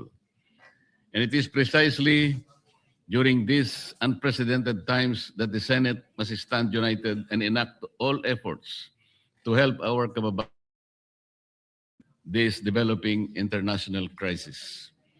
As I emphasized in resolution number 319, which this representation filed to call for an inquiry as to the status, safety, and welfare of Filipinos in the affected region, proactive coordination, preparedness, and a whole of government approach is indispensable. The complexity of the crisis not only in response to the needs of Filipinos overseas, but in safeguarding our national stability as a whole. This august chamber should serve as a platform where these efforts can be harmonized, strengthened, and guided by a clear and unified national direction. By creating this ad hoc committee, we can ensure to adopt a whole of government and a whole one that is coordinated, data-driven, and forward-looking. This body will allow the Senate to exercise its oversight function effectively, ensuring that contingency measures are not only in place, but are responsive, comprehensive, and inclusive. With this, I wish to manifest my intent to co-author the resolution. Thank you, Mr. President. Thank you, Senator Marcoleta. Majority Leader. Thank you very much, Mr. President. And on the part of the majority, if I may be allowed to just say a few words, Mr. President. Please proceed. Thank you, Mr. President. Mr. President, we fully support proposed Senate Resolution number 350. I think in this time of need and emergency situation, especially in the Middle East, we need to move proactively on how we can plan our actions in the near future, especially with prices of fuel. The pump prices today, yesterday I saw 102 pesos for diesel, 100 pesos for gasoline, or 97 pesos for gasoline, and no end in sight in the war of the Middle East. Today, we had the discussions inside the lounge about biofuels and coming up with, I'd say, renewable fuels or sustainable fuels, which we have in abundance if we actually just focused on this. And what saddens me, Mr. President, is that how many years ago have we passed, for example, the biofuels law? 2004, I sponsored it in the House of Representatives. I passed it in the House of Representatives, Mr. President. I was a principal author and sponsor of that measure. And yet, how many biofuels plants have we created? Only about less than 12, I think 12 or 13. If I'm not mistaken, 12 or 13. And yet, we're only producing 60% of our blends in the Philippines for E10, ethanol 10% blend in gasoline. In other countries, Mr. President, E85 na in Brazil. Yung mga provinces that produce sugar, 85% ethanol, no longer fuel or gasoline from the Middle East. So they are not bound to this problem that we're having in the Middle East. They are not affected. They are, in other words, protected from all these spikes on fuel from fossil fuels, Mr. President. Same goes for India, for Thailand, and in Malaysia, Indonesia, it's biodiesel for them. They're producing, because of their palm oil, biodiesel. In the Philippines, we have only cocoa methyl ester, which is from coconuts, and the sugar cane that we're producing. I'm so sad that we cannot produce enough of these biofuels to be just like these countries that I mentioned earlier. And even our push for EVs. Dati po, Mr. President, pag sinabi mo electric vehicle, parang wala pa rin. Tinanggal na nga natin yung taxes, mas mura yung electric vehicle. Pero wala pa rin gustong lumipat sa e-vehicles. Ngayon, na may crisis na, 100 pesos na ang diesel at ang gasolina, naghahanap na yung lahat ng tao ng EV. Ubus na po yung EV, wala nang electric vehicles na mabibili sa market. Kaya, Mr. President, I think we really need to proactively address the issues. I mentioned earlier also the caucus China, because almost all the cars in China now are EVs and electric motorcycles. Wala din silang shocks, fuel shocks. The prices, they don't care what the prices are because they don't use fuel in their vehicles and in their motorcycles. Tayo po, itong pangyayari sa Middle East is another eye-opener for us. We are not prepared. We are not ready for any of these developments that are happening in the Middle East. We are caught by surprise once again when we have so many good pieces of legislation. We passed the EV law, the biofuels law, we passed the Renewable Energy Act, and yet nangungulelat pa rin tayo po dito sa implementation nitong mga alternative energy and fuel that the country sorely needs.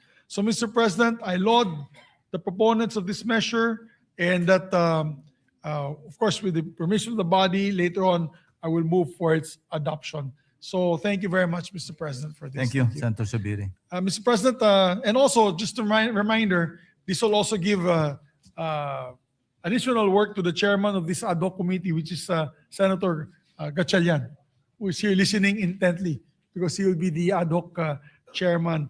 And hopefully when we adopt this, Mr. President, right away call for hearings and meetings to allow the chamber to help come up with solutions on these problems. So thank you again, Mr. President. What is the pleasure of Senator Villanueva? Yes, I think he likes to also co-sponsor the measure, Mr. President. Senator, is there an objection? Hearing none, Senator Villanueva is recognized. Thank you, Mr. President, distinguished Majority Leader. Mr. President and esteemed colleagues, a blessed afternoon. It is my honor and privilege to propose Senate Resolution number 350, proposing to establish an ad hoc Senate committee called Proactive Response and Oversight for Timely and Effective Crisis Strategy, or PROTECT Committee. We extend our sincere gratitude and commendation to the leadership of the Senate, Senate President Tito Soto, Majority Leader Juan Miguel Zubiri, and Minority Leader Alan Peter Cayetano for introducing this very timely and important measure. We also would like to thank our colleagues for making this representation a co-author of this resolution. At first glance, Mr. President, this measure speaks of geopolitics, of conflict in faraway regions, and of disruptions in global energy markets. But at its core, this is not merely about foreign affairs or policy coordination.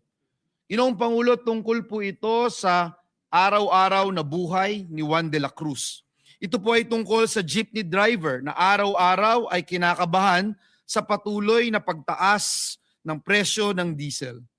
Tungkol po ito sa mga mamimili at malilisyante na napipilitang magtaas ng presyo upang makasabay sa gastos. At higit po sa lahat, tungkol po ito sa pamilyang Pilipino na pilit pinagkakasya ang kita sa gitna ng patuloy na pagtaas ng mga bilihin. The ongoing conflict has already caused global oil prices to surge, and warnings of even steeper increases. Taas po ang presyo ng langis, tumataas din ang presyo ng pamasahe, presyo ng pagkain, presyo ng kuryente. At ang pinakaapektado, syempre, ang karaniwang Pilipino. This is where the importance of this resolution becomes clear. The creation of the PROTECT Committee is not only an institutional response, but a commitment to foresight, coordination, and accountability. It ensures that we are not reacting too late. Instead, it enables us to anticipate, to prepare, and to act decisively. More importantly, it gives the Filipino people something they deserve in times of uncertainty. Assurance, Mr. President. Mr. President, assurance that their government is prepared. Assurance that their welfare is being protected. Mr. President, of stagflation is not just an economic concept. It is a real threat to Filipino households. Kapag sabay po na tumaas ang presyo at bumagal ang ekonomiya, ang unang naapektuhan ay ang trabaho, ang kita, ang kabuhayan at kinabukasan ng ating mga kababayan. We believe that this move of the Senate gives us a fighting chance to prevent that outcome. It enables a whole of nation approach, bringing together agencies, stakeholders, and communities to respond in a unified and strategic manner. For these reasons, Mr. President, we respectfully express our full support for this measure and urge its swift adoption. Dahil sa huli, Ginoong Pangulo, ang tunay na sukatan ng anumang polisiya ay kung paano nito napapabuti ang buhay ng bawat Pilipino. Maraming salamat, Ginoong Pangulo, at pagpalain po tayong lahat ng ating Panginoong Diyos. Majority Leader. Senator Robin Padilla is recognized. Maraming salamat po, Ginoong Pangulo, at sa ating pinunong mayorya. Assalamualaikum warahmatullahi wabarakatuh. Mga kapwa ko, ako po ay tumitindig ngayong araw upang makiisa sa resolusyong inihain ni na Senate President Vicente, Majority Floor Leader Senador Juan Miguel Zubiri at Minority Leader Senador Alan Peter Cayetano na naglalayong siyasatin ang implementasyon ng National Contingency Plan, pag-isahin ang pagsisikap ng iba't ibang ahensya ng gobyerno sa isang mekanismong organisado at magkakaroon ng whole of government approach sa mga banta ng seguridad sa ating bansa. Ang panukalang ito ay ang legal at moral na obligasyon ng Senado upang protektahan ang ating bansa mula sa nakaambang krisis pang-ekonomiya na dulot ng tensyon sa gitnang silangan. Noong ika-28 ng Pebrero, 2026, inulunsad ng Estados Unidos at Israel ang kanilang operasyon laban sa Iran. Ayon sa balita, ang opensibang ito ay naglalayong buwagin ang mga pasilidad ng Iran at mabago ang rehimen ng politika ng Iran. Dahil sa pag-ataking ito, naging mabilis ang ganti ng Iranian Armed Forces laban sa mga base militar, paliparan at lalo na sa mga oil refineries sa rehiyon. Sa kasalukuyan, ayon sa ulat ng International Energy Agency ngayong Marso 2026, nararanasan ng mundo ang pinakamalaking pagkagambala sa supply ng langis sa kasaysayan, ang pagsasara ng Strait of Hormuz.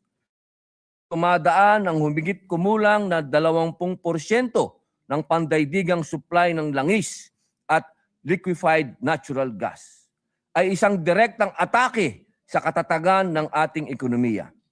Hindi naman natin maaaring baliwalain ang babala na ang presyo ng krudo ay maaaring umabot sa $200 bawat bariles.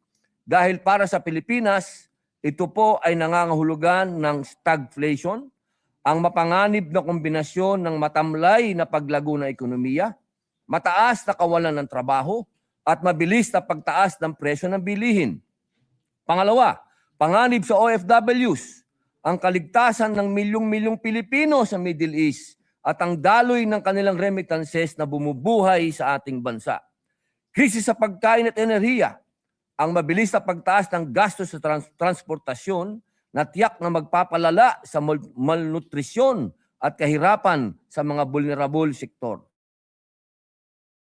Ating aksyon, ang Proactive Response and Oversight for Timely and Effective Crisis Strategy Committee o PROTEC ay dapat tiyakin na ang ating bansa ay hindi lamang naghihintay sa krisis kundi mayroong malinaw na strategy upang mapanatili ang seguridad sa pagkain, energy at trabaho.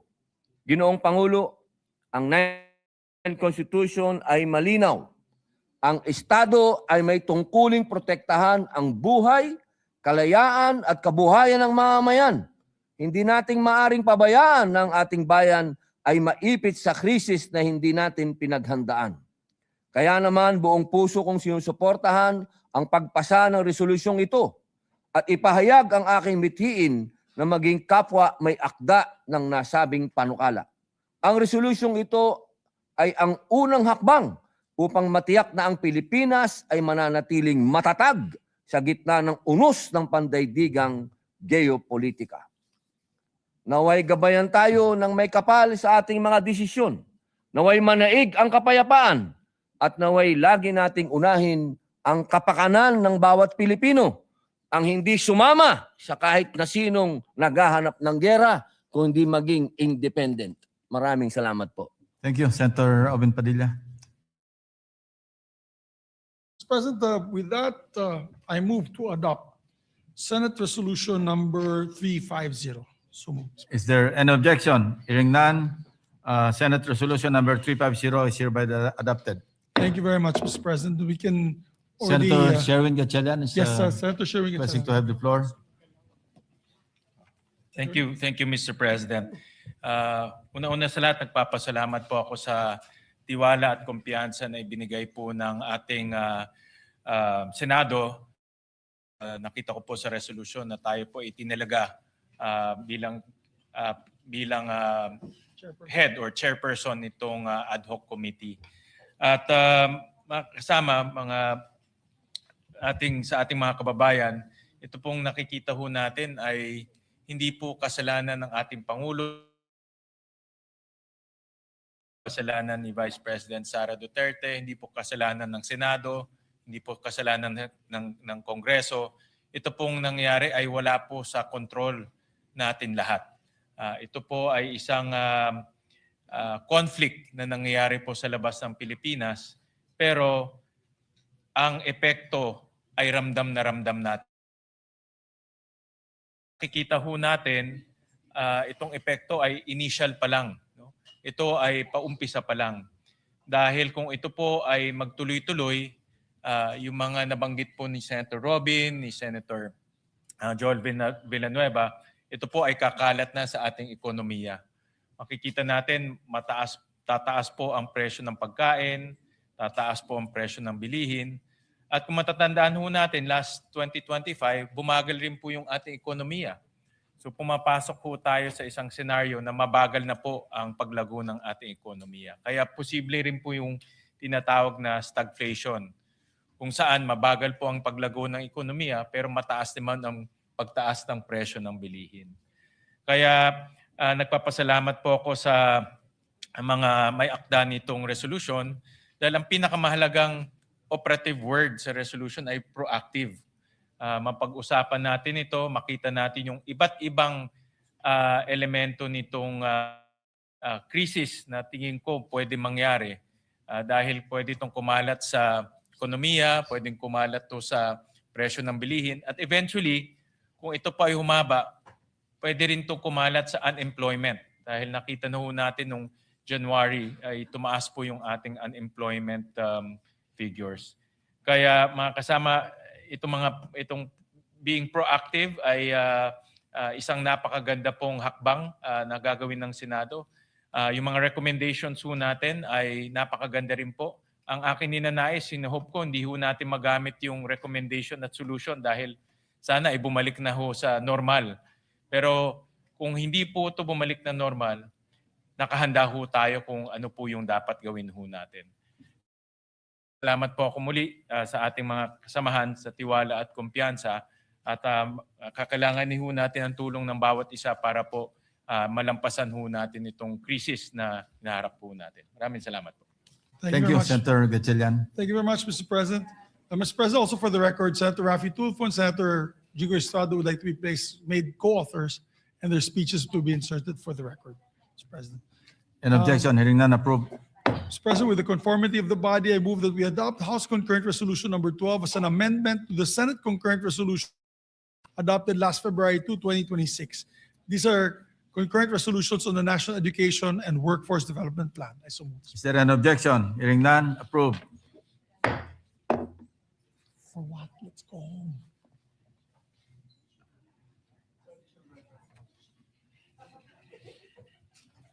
Mr. President, I move that we dispense with the reading of the Journal of 57th Session Tuesday, March 17, 2026, and consider the same as approved. Is there an objection? Hearing none, motion is approved. Mr. President, I move that we adjourn session until 3 o'clock in the afternoon, Monday, May 4, 2026. Is there any objection? There being none, the session is adjourned until 3 Mr. o'clock President, in the there's afternoon. before you make that motion, there's a question from Senator Rizal de Veros. Salamat, Mr. President. Not an objection, just an inquiry. I thought that we were going to interpellate the amendment to the biofuels law. We are no longer, We did Mr. not tackle it today. President. We are not tackling it today. Yeah, we All didn't right. tackle it today. All right. Thank you, Thank you, Mr. President. Thank So you. I move to adjourn, Mr. President. Continue ko lang. Is adjourned until 3 o'clock in the afternoon of Monday, May 4, 2026. Happy Easter to everyone.